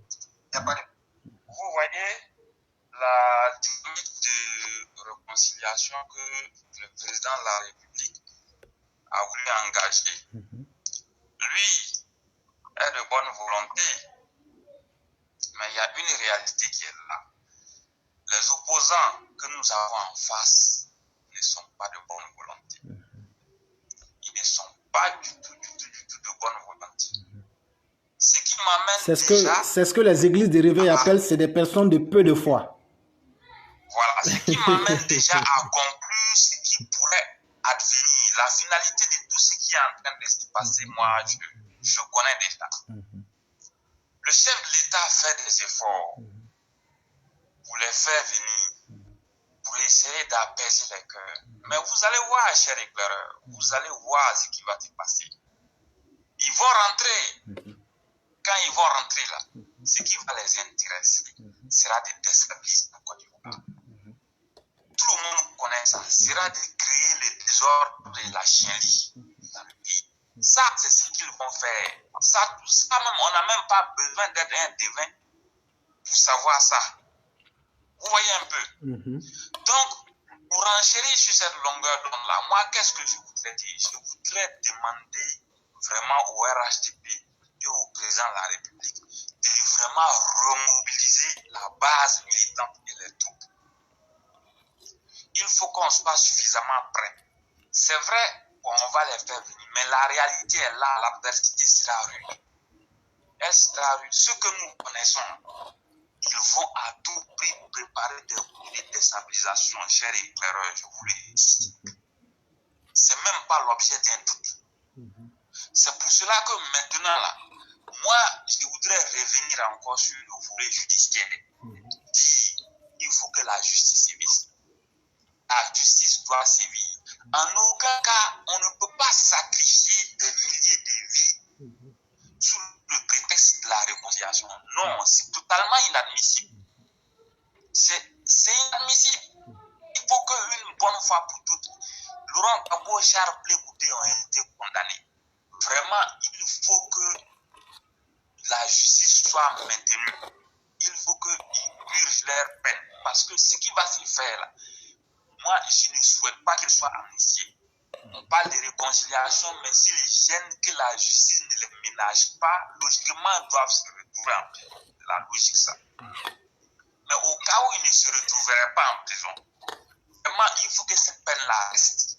Parce que ceux-là, c'est des oiseaux de mauvais augure, je vous le dis. C'est des gens, les désordres, la chienlit, la destruction de l'école, le bordel. Ça, c'est leur manière d'être. Vous savez, le FPI Gore, en majorité, voilà des gens qui s'illustrent que par la médiocrité et la fainéantise, à commencer par Laurent Gbagbo lui-même. C'est de gros fainéants. Voici des gens qui n'aiment pas travailler, qui n'aiment pas chercher l'argent et qui visent le sommet de l'État pour en faire quoi, chers éclaireurs? Pour profiter. Qu'est-ce qu'ils vont en faire? Pour piller les caisses. Voilà, vous voyez, pour piller les caisses, allez faire la belle vie. À l'heure où nous sommes en Côte d'Ivoire, ces genre de personnes, nous n'en voulons plus. Nous n'en avons que faire. Les fainéants de ces gens-là, ces gens de médiocres, nous n'en voulons même plus sur la scène politique. Voilà pourquoi moi je le dis de façon claire et nette. Si ça ne tient qu'à moi, ces gens-là, ils sont à mettre à la retraite politique. Ils sont à échapper le système politique. Donc, vu ce qui arrive là, moi je sais ce qu'il faut qu'on redouble l'effort. Ces gens-là, ils seront vaincus. Éclaireur, je vous le dis. Mais il faut qu'on soit plus déterminés. Effectivement. La bataille n'est pas terminée, le combat, il est à venir. Ils vont venir, ils vont semer les désordres. Et c'est là que nous devons être fermes. Et puis pour les mettre hors état de nuit. Moi, c'est ce qui va se passer, chers éclaireurs, je vous le dis. Il faut que chacun prenne ses responsabilités maintenant. Ce pays-là, il ne peut plus redescendre entre les mains de vauriens. Non, ça c'est plus possible. Avec tout ce que nous voyons, tous les projets que nous voyons, ce pays-là, il mérite mieux. Effectivement. Il mérite mieux. Effectivement. Stabilité. La stabilité, nous en avons besoin. La paix sociale, nous en avons besoin. Mais des gens, des inconscients, qui ont toujours semé le chaos et le désordre, qui vont encore faire tout leur possible pour venir nous mettre dans la merde, en aucun cas nous n'allons l'accepter. Ça, ce n'est plus possible. Nous n'allons plus jamais l'accepter. Donc, il faut que les cadres soient suffisamment conscients pour se mettre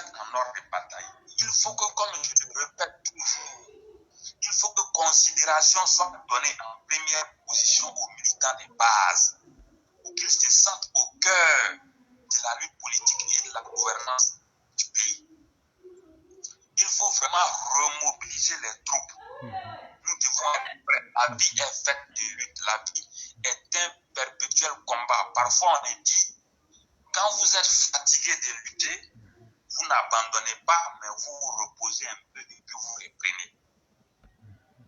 Ces journées qui arrivent là, ils ne viennent pas pour de bonnes choses, Claire. Ça, il faut que tous les militants soient suffisamment prêts. Moi, je suis là, je suis prêt pour la lutte jusqu'au bout. Parce que ce pays-là, nous n'allons jamais accepter. Voilà, c'est ce que je voudrais dire. Maintenant, mes deux propositions du jour. Comme toutes les élections sont déjà passées, je voudrais proposer au président de la République de nommer son vice-président maintenant. Parce que le vide, parfois on dit c'est pas bon. Voilà, il y a un poste de vice-président qui est là. Voilà. La loi dit que le président de la République nomme le vice-président avec l'accord du Parlement. Donc, quand on a deux chambres, l'Assemblée nationale et le Sénat, c'est mieux de réunir en congrès les deux chambres au cours d'une rencontre solennelle ou bien une audience solennelle. On présente le vice-président, après on fait la nomination et tout va rentrer dans l'ordre. Le pays continue à fonctionner comme il se doit. Le président de la République va former ceux qu'il pense qu'ils sont prêts à relever les défis dans les années à venir. Voilà, il va les former et le pays, on va continuer le travail. Il n'y a pas de problème. Ma proposition, c'est à Djamé. À Djamé, du carrefour Renault, pour remonter vers la gare UTB jusqu'au marché. Chez l'éclaireur, la voie, elle est totalement impraticable. C'est très difficile même pour le voyageur et le transporteur d'avoir accès aux différentes gares qui sont en bordure de cette voie. Donc, je voudrais vraiment, c'est un plaidoyer suggéré au gouvernement de vraiment réhabiliter cette voie-là et les voies de canalisation d'eau usée, vraiment de travailler dessus. En général, ce sont les eaux usées qui captent cette voie-là. De vraiment prévoir des canalisations pour les eaux usées, de réhabiliter cette voie-là et de mettre le bitume en bonne et due forme, de sorte à ce que la circulation soit vraiment assez paisible sur cette acte. Parce que c'est vraiment une route qui fait rentrer beaucoup d'argent. C'est un axe à portée économique. C'est presque sur 300 mètres, mais je vous dis, par jour, le trafic qu'il y a là-bas, tout ce qui se passe, le transport, le commerce, c'est vraiment assez important pour le pays. Donc vraiment, je voudrais également vous demander des services de croix de transmission pour relayer l'information au sommet de sorte à ce que cette voie soit réhabilitée. Il n'y a pas de problème. C'est nous, il y a pas de problème. C'est nous qui vous disons merci et surtout pour l'acte de fraternité dont vous faites preuve. C'est toujours un plaisir et la plateforme elle est à vous. Et vraiment merci beaucoup. Et on se fera fort aussi de faire remonter les informations. Il n'y a pas de problème. Vraiment, merci à vous et vous passez une excellente nuit pareillement. Okay. Et donc, chers auditeurs, nous continuons avec le voyage de cette nuit et on va passer à un autre auditeur qui est là. Et tous ceux qui ont appelé, comme dans nos habitudes, n'ayez pas de crainte, vous serez pris. Seulement que nous prenons premier venu, premier prix. Donc, tout le monde pourra parler et vous pourrez donner vos avis qui sont très importants. Merci d'être là chaque fois. Merci de soutenir la vérité et merci d'être avec le président de la République. Allô? Bonsoir, monsieur. Bonsoir, éclaireur. Oui, comment allez-vous? Oui, ça va bien. Dieu merci, ça va. Ouais, ça va, toute la classe. Oui, ça va très bien. Dieu merci. Donc, moi j'appelle pour poser une question. Il n'y a pas de problème. Concernant Bleu Goudé. Comme vous avez toujours dit que ceux-là, ils ne vont jamais changer avec les preuves à l'appui. Oui. Moi, ma question est que quand Bleu Goudé va rentrer, vu qu'il y a ces gars qui sont venus pour lui, en tout cas, déjà quand il va rentrer, quelle sera sa vie politique à l'avenir? Non, mais ça, vous voyez, c'est comme si vous me demandez de m'intéresser à Bleu Goudé. Pour moi, il n'a jamais été quelqu'un d'important. Et je ne souhaite même pas que vous pensiez à ce qu'il sera. Il ne sera que l'homme de lui-même. Parce que c'est des gens qui n'ont jamais pris conscience de la réalité. Et c'est des gens qui ne regrettent même pas le mal qu'ils ont fait au pays. Et moi-même, les voir dans la politique, ce serait un échec pour nous. Parce que c'est des gens, comme je l'ai dit, toute cette génération de Laurent Gbagbo, d'Alassane Ouattara, de Bédié, ils doivent impérativement quitter la scène politique avec leurs suiveurs, que sont Blé Goudé, Soro Guillaume et autres. On doit les disqualifier complètement. Toutes les personnes, Tout à fait. à travers qui une partie de la population se sentirait frustrée, on doit leur dire, vous avez été quelqu'un qui a posé des problèmes à la société ou à une partie de la société, et à cause de ça, la nation ivoirienne vous dit de faire profil bas en ne vous mettant dans aucune action politique. Ça sera bon pour eux-mêmes et ça sera bon pour la Côte d'Ivoire. Et c'est important qu'on passe par cela, c'est vraiment important. Et donc moi, je n'envisage même pas d'avenir politique pour lui. Je trouve que s'il a réellement gagné en termes de conscience morale, il doit être même cette personne-là même qui doit donner sa vie à Dieu, comme dirait quelqu'un, et puis essayer de demander que Dieu lui pardonne. Moi, d'accord. Mais ma question de base même là, c'était pour comment le disqualifier même. Parce que, non, mais c'est ce que je vous ai dit. Si vous m'aviez écouté, j'ai déjà donné la solution. J'ai dit, on peut partir sur la base que tous ceux qui sont impliqués dans des crimes de sang, on peut dire, vous êtes un problème de base et on ne peut pas accepter que vous fassiez de la politique. Oui. Voilà. Ça, c'est clair et c'est normal. Est-ce que Blé Goudé n'a pas tué des humains? Ah là, il y a trop. Voilà. Et donc, on peut dire, vous représentez déjà un symbole qui frustre une grande partie de la population pour vous-même, votre sécurité et pour la stabilité du pays. Faites violence sur vous pour quitter dans l'exercice du pouvoir ou bien même de la politique en Côte d'Ivoire. Si on veut vraiment traiter le problème à la base, il faut disqualifier les trois grands avec même ces personnes-là. Ça sera très important. Ça sera très important. Vraiment que Dieu fasse qu'il le fasse. Amen, amen. Voilà. Ok. Donc vraiment, merci beaucoup. Il n'y a pas de problème, c'est toujours un plaisir. Si vous avez d'autres questions, vous pouvez toujours revenir. Il n'y a pas de problème. Merci beaucoup. Hein? Okay. Merci beaucoup. Okay. Merci à vous. Il n'y a pas de problème.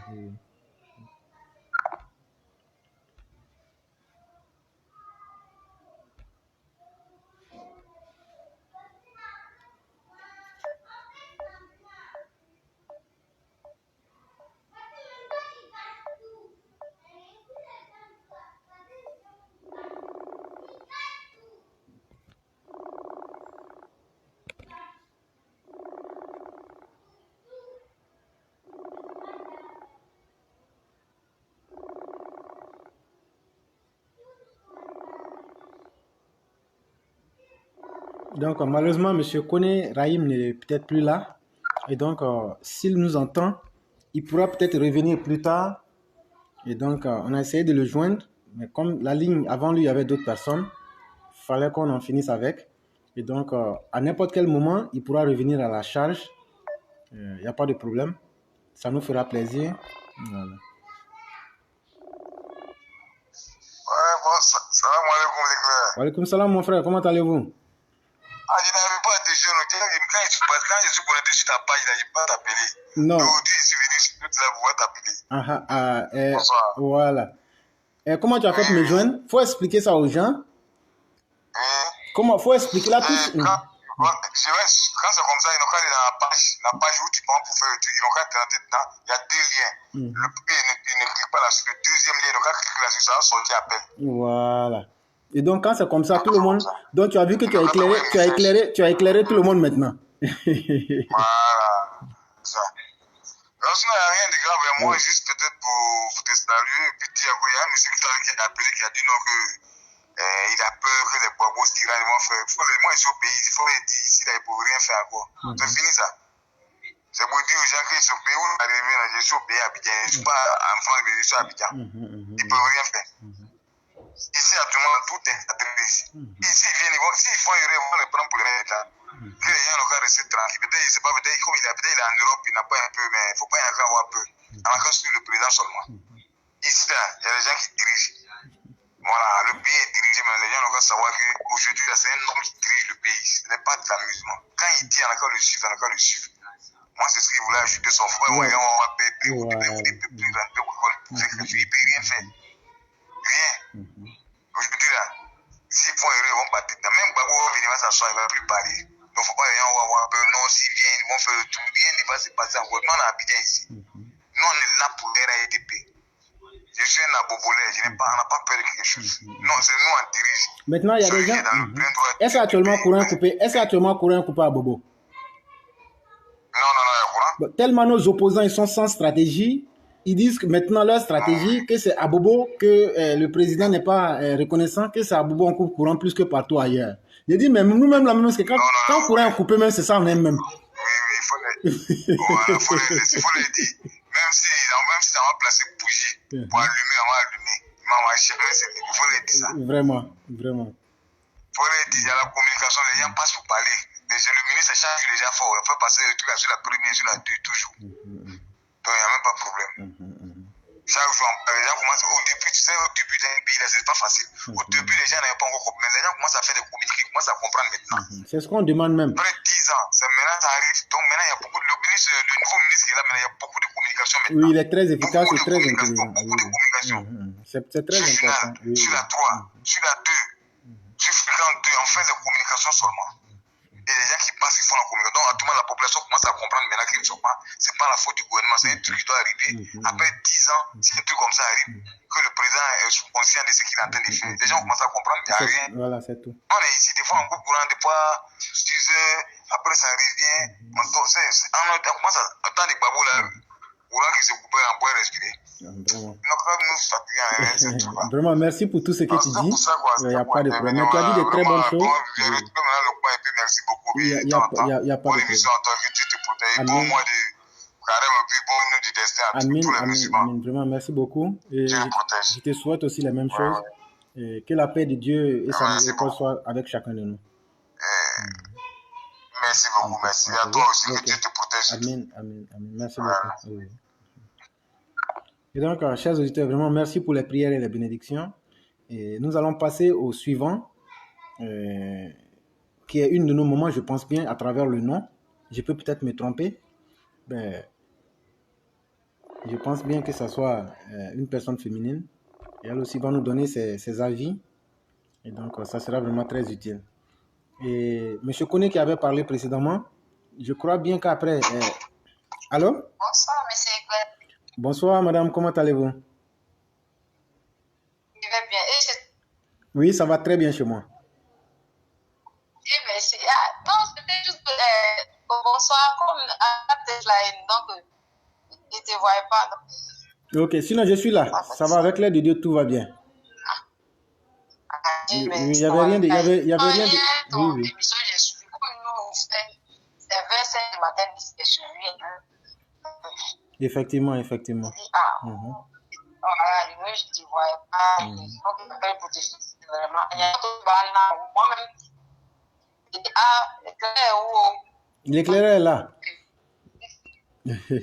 L'éclaireur est là. Oui. Merci. Vraiment, merci beaucoup à vous.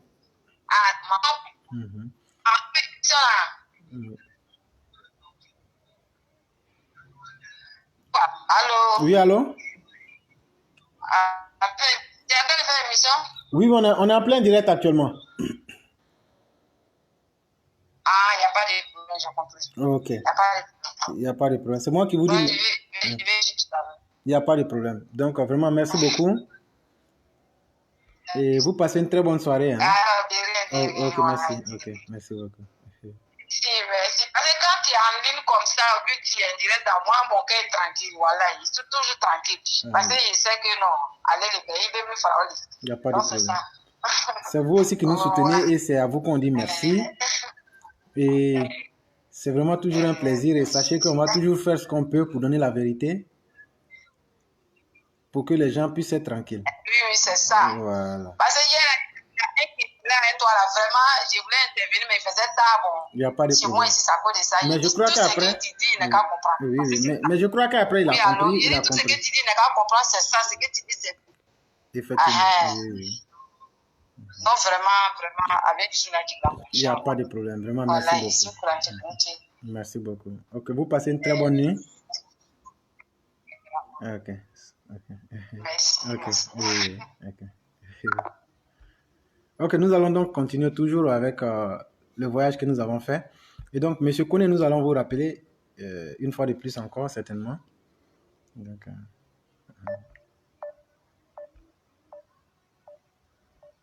Nous disons merci à tous les spectateurs et les auditeurs du district qui font des bénédictions.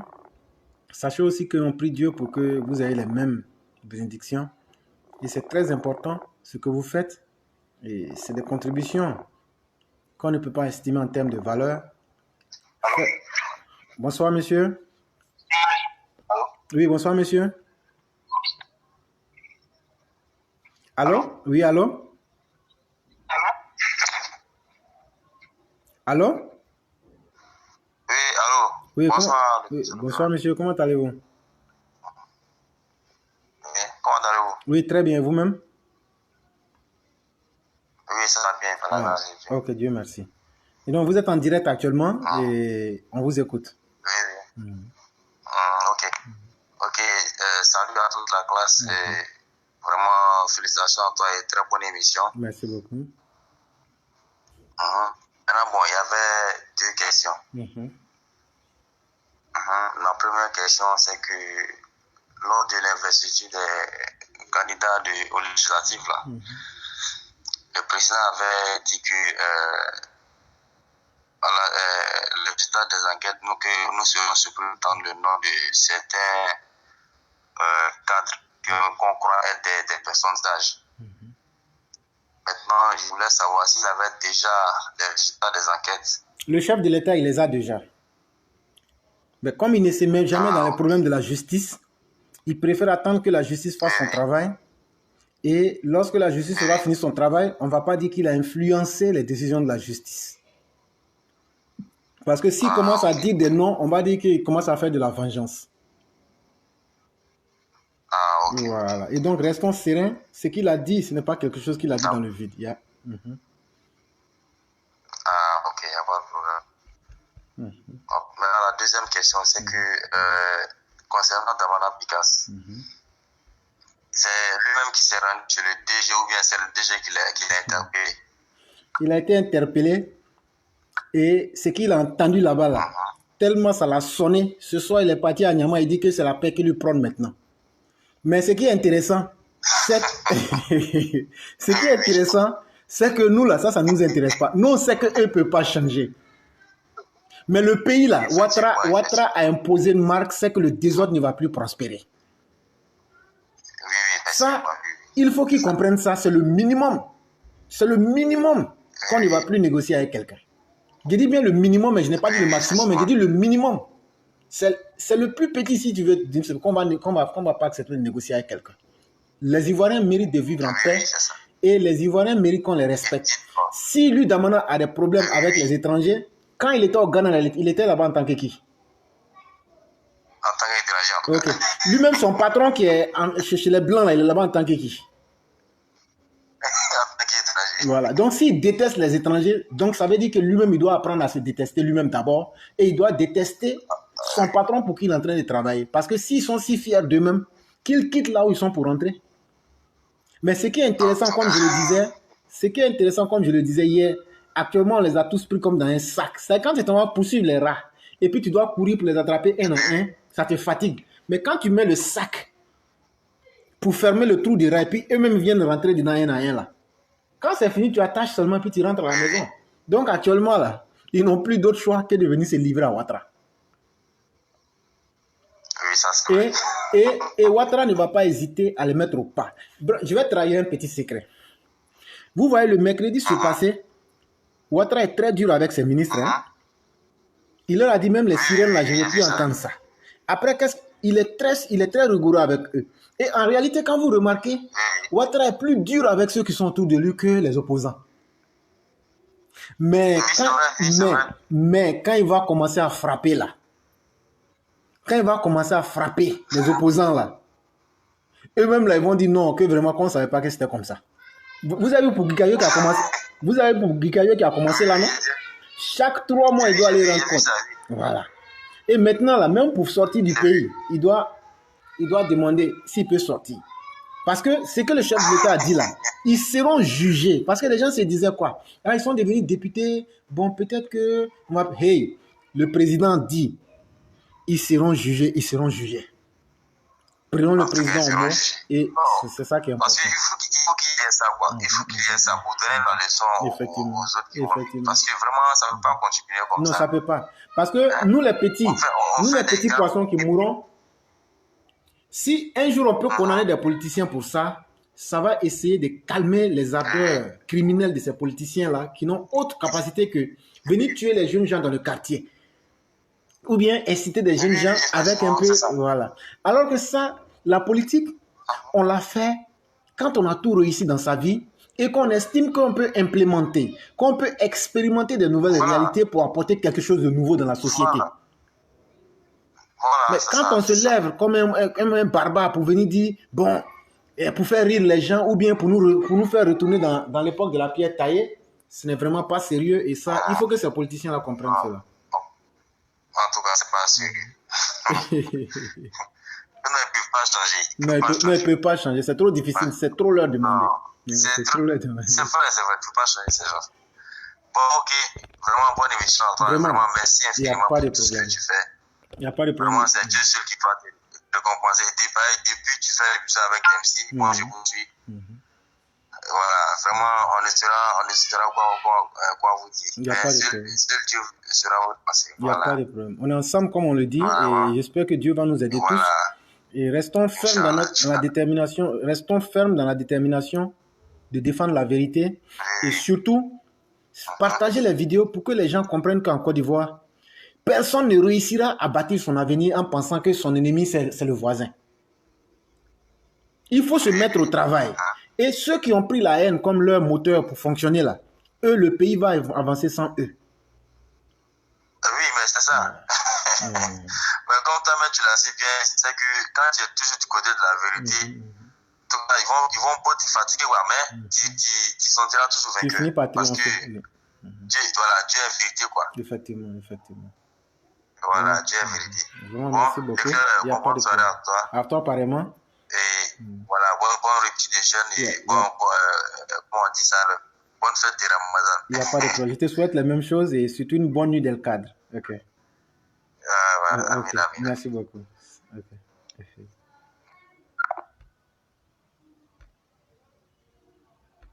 Chers auditeurs, nous avons un sachant. Si on arrive à l'avoir, c'est un monsieur qui va vous épater avec ses idées. Et ce n'est pas tous les jours qu'on peut l'avoir. C'est monsieur Dimitri. Et nous souhaitons l'avoir pour qu'il nous donne de ses avis. Ça sera vraiment très intéressant. Bonsoir le grand maître. Oui, bonsoir. Oui, comment allez-vous? Oui, ça va bien, chez toi? Dieu merci, ça va. Je réponds à toute la classe. Oui. Moi que je suis absent. Et aujourd'hui, je pense que je marque mon grand retour. Effectivement. Et ça, on souhaite que ce soit permanent maintenant.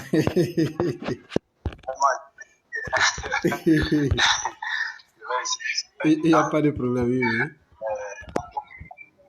Permets-moi de te saluer encore une fois et te dire merci pour tout ce que tu fais. Je pense que la Côte d'Ivoire a gagné grand et beaucoup avec toi. Bien entendu, j'aimerais rebondir un peu sur une analyse qu'un précédent auditeur a fait concernant le retour à nos fondamentaux.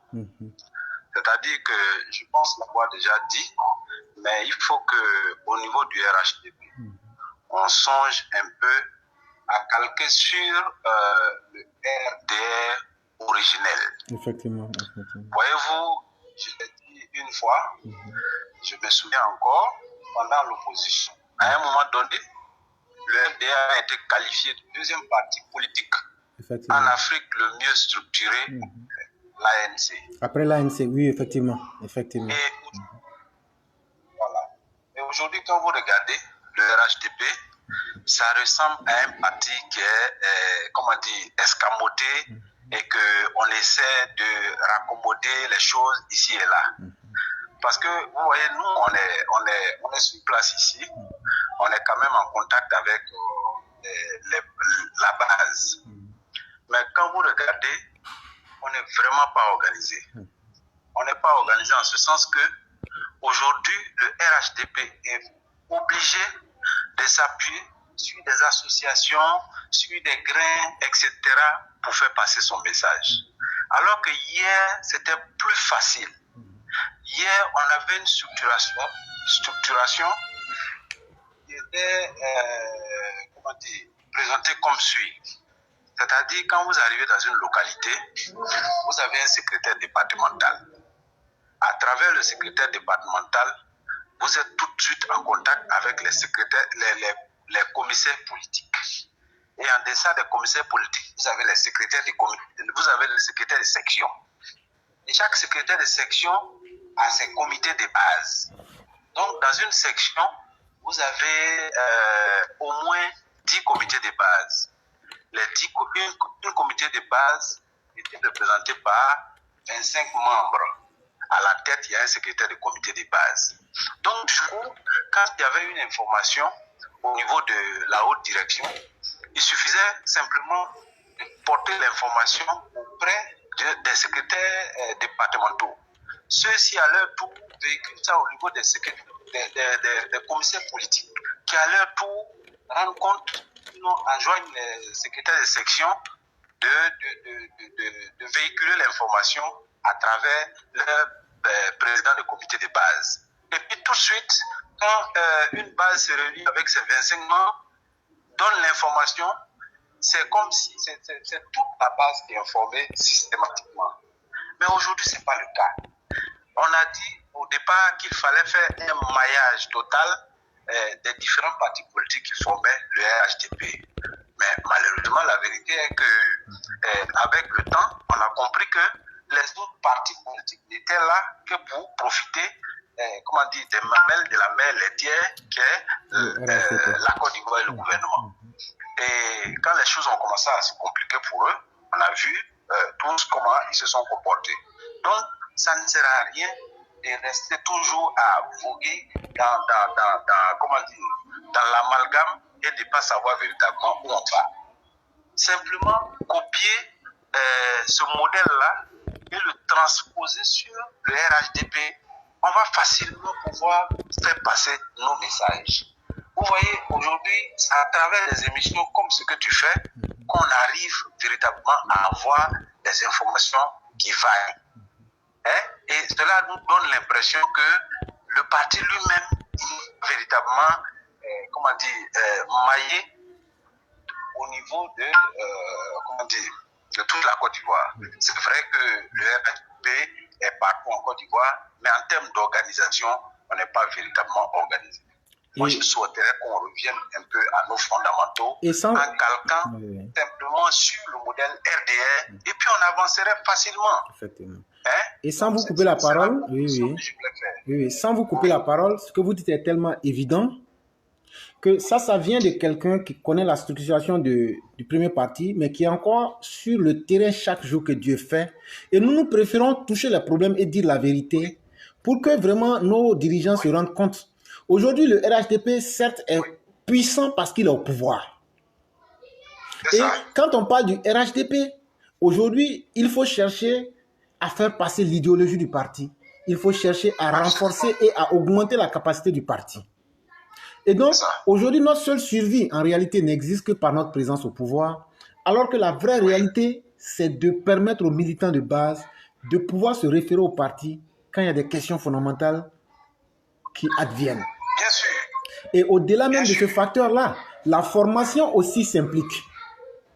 Absolument. La formation aussi s'impose. Et il faut donc former les militants, ou je ne dis pas tout le monde, mais déjà dans les sections et les sous-comités, former les gens à la politique, à la compréhension de la politique, c'est extrêmement important. C'est extrêmement important. Oui. Vraiment, et pour ajouter un peu à ce que je dis, j'aimerais faire un cri de cœur, passer un cri de cœur aussi.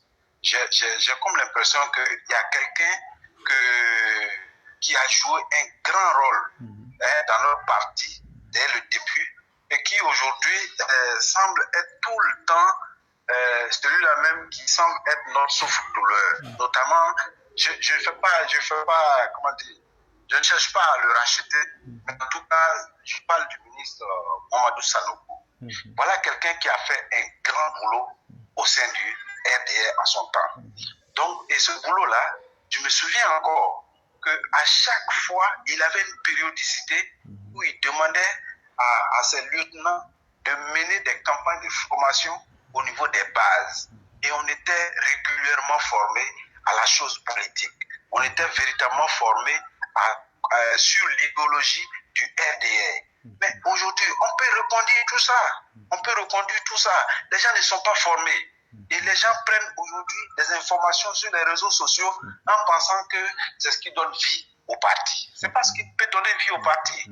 La vie du parti doit se passer en interne. Et là, on est tout le temps en train d'écouter les gens ici et là. Mais quand un militant bien formé, c'est vraiment une force pour le parti. Un militant mal formé, c'est un véritable danger. C'est un véritable danger, d'autant plus que quand vous voyez aujourd'hui les plus grands pourfendeurs de notre parti, ce sont nos propres militants. Simplement parce qu'ils sont mal formés, ils n'ont pas de formation. Et c'est vraiment dangereux pour nous. Aujourd'hui, le président, il ne va pas rester éternellement. Il est en train de préparer sa sortie. Mais pour qu'il sorte, il faut que nous soyons prêts pour prendre le relais. Mais tant qu'on ne fera pas ce genre de choses, ça sera difficile pour nous. Voilà des gens qui sont tapis dans l'ombre, qui ont toujours les mêmes dessins inavoués, sinon nous devinons facilement quelqu'un qui vient à peine d'arriver en parlant de Damana Picasse. Mais regardez son comportement qui a valu que le DG de la police l'interpelle pour qu'aujourd'hui il commence à faire semblant de dire que lui prend la paix. Mais est-ce que le chien peut changer sa déhontée façon de s'asseoir? Pas du tout. Non, on le comprenne. Donc, vraiment, mon cri de cœur, c'est qu'on fasse un peu un bon clin d'œil à Mamadou Sanogo. C'est vrai, c'est pas seulement qu'en étant ministre qu'on peut servir.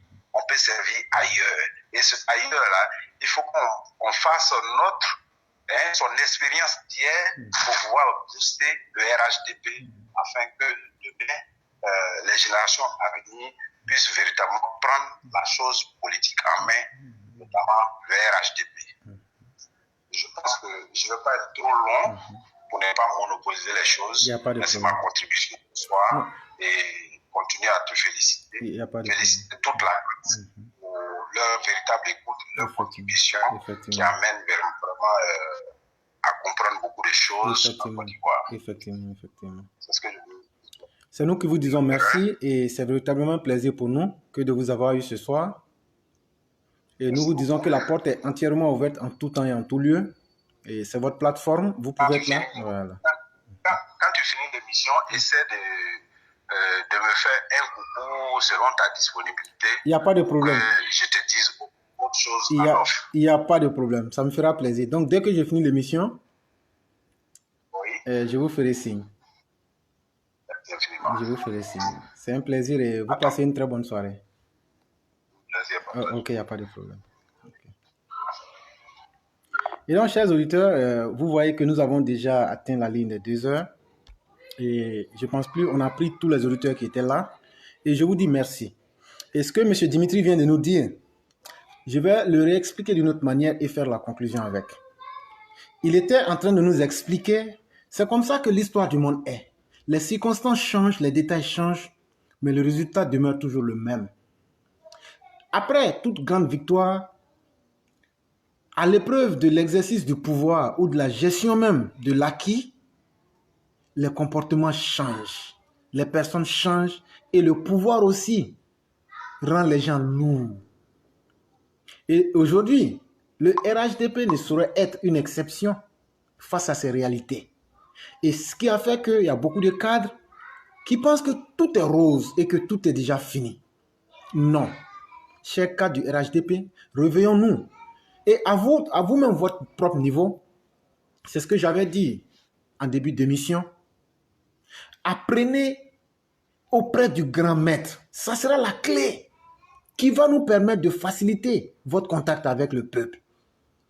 Moi, j'ai été formé par Alassane Dramane Ouattara et voilà les preuves que j'ai pu faire quand je l'ai suivi. Cette seule parole est mieux que la popularité. Il y a des gens qui sont alassanistes, mais ils n'aiment pas le RHDP, ils n'aiment pas la Côte d'Ivoire, mais ils le disent clairement que moi, c'est l'homme Alassane que j'aime à cause des valeurs qu'il incarne. Et c'est très important, ça veut dire que l'homme a bâti sa réputation sur des faits qui sont vérifiables et qui sont éloquents. Mais il a d'abord suivi une formation. Et être auprès de Alassane Dramane Ouattara, c'est la plus grande chance que vous ayez pu avoir. Mais malheureusement, beaucoup parmi vous, nos cadres, ne sembliez pas vous rendre compte de cette grande chance que vous avez. Et vous êtes en train de prendre des chemins longs qui auront des résultats incertains.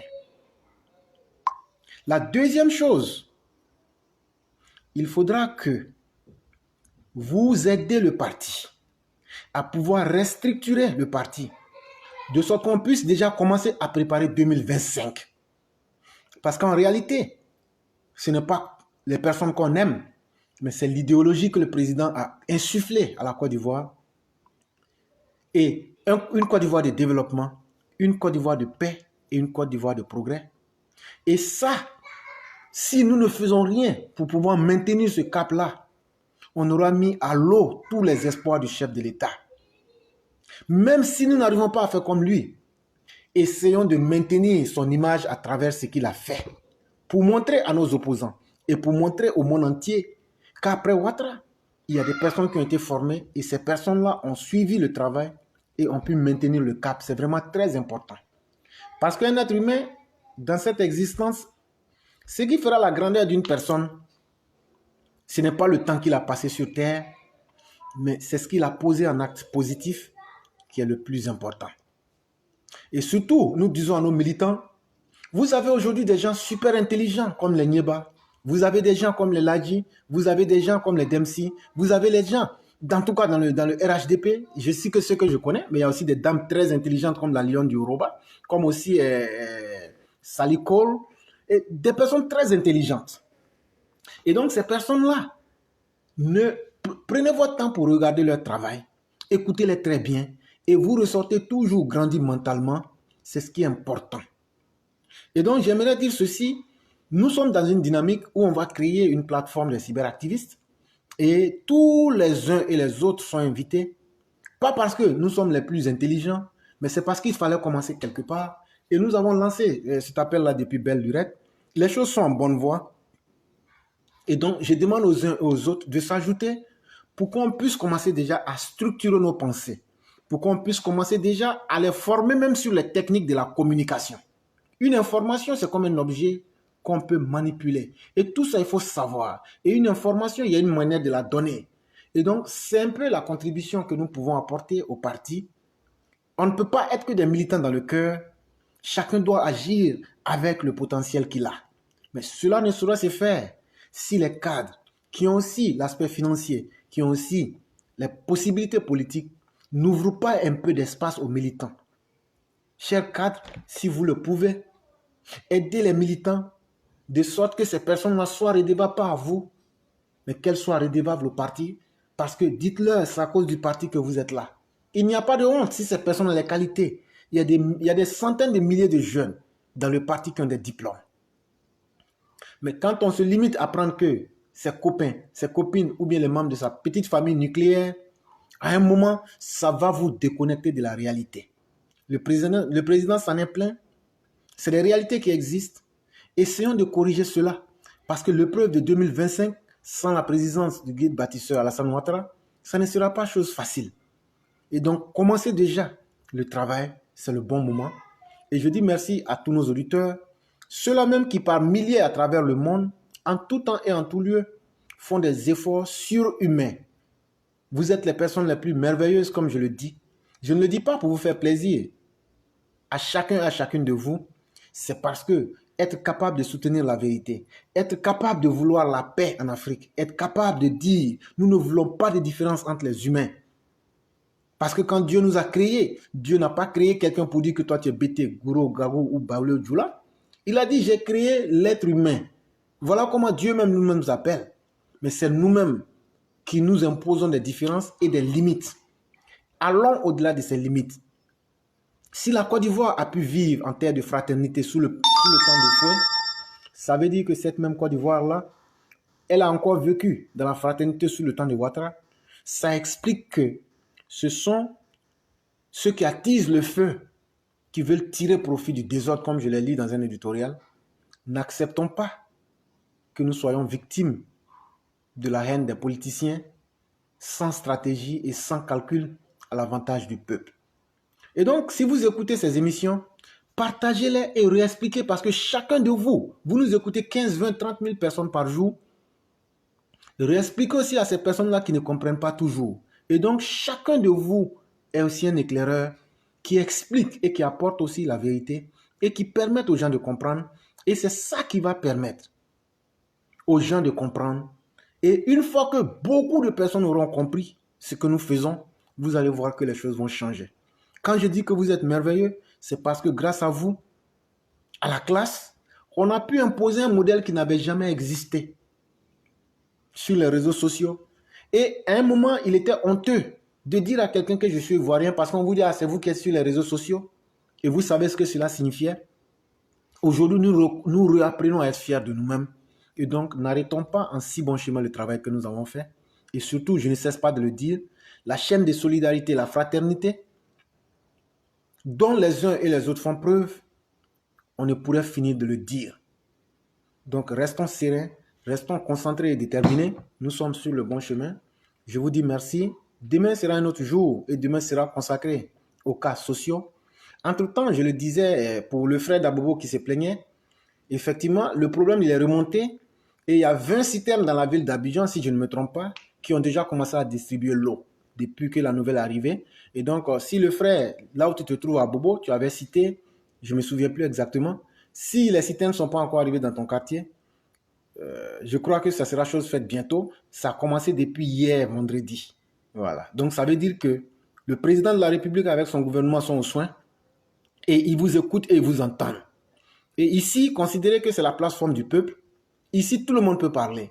Et ça, je l'ai dit. Si nos frères Gore arrêtent leur pensée néfaste vis-à-vis du peuple et la xénophobie, nous sommes des frères en humanité et nous ne pouvons pas nous permettre de leur causer du tort. Mais il faut que cette prise de conscience soit une vérité et il faut que la Côte d'Ivoire continue d'avancer. C'est vraiment important parce que si nous échouons, nous aurons échoué et les générations qui viendraient après vont dire ceux qui nous ont précédés n'ont pas été à la hauteur. Et donc ça concerne tout le monde et tous les Africains. Cette génération d'Africains, faisons l'effort qu'il faut pour réussir à laisser une Afrique digne et une Afrique en paix. Je vous dis merci beaucoup, bonne soirée à chacun de vous et on se retrouve demain pour les cas sociaux. Merci beaucoup.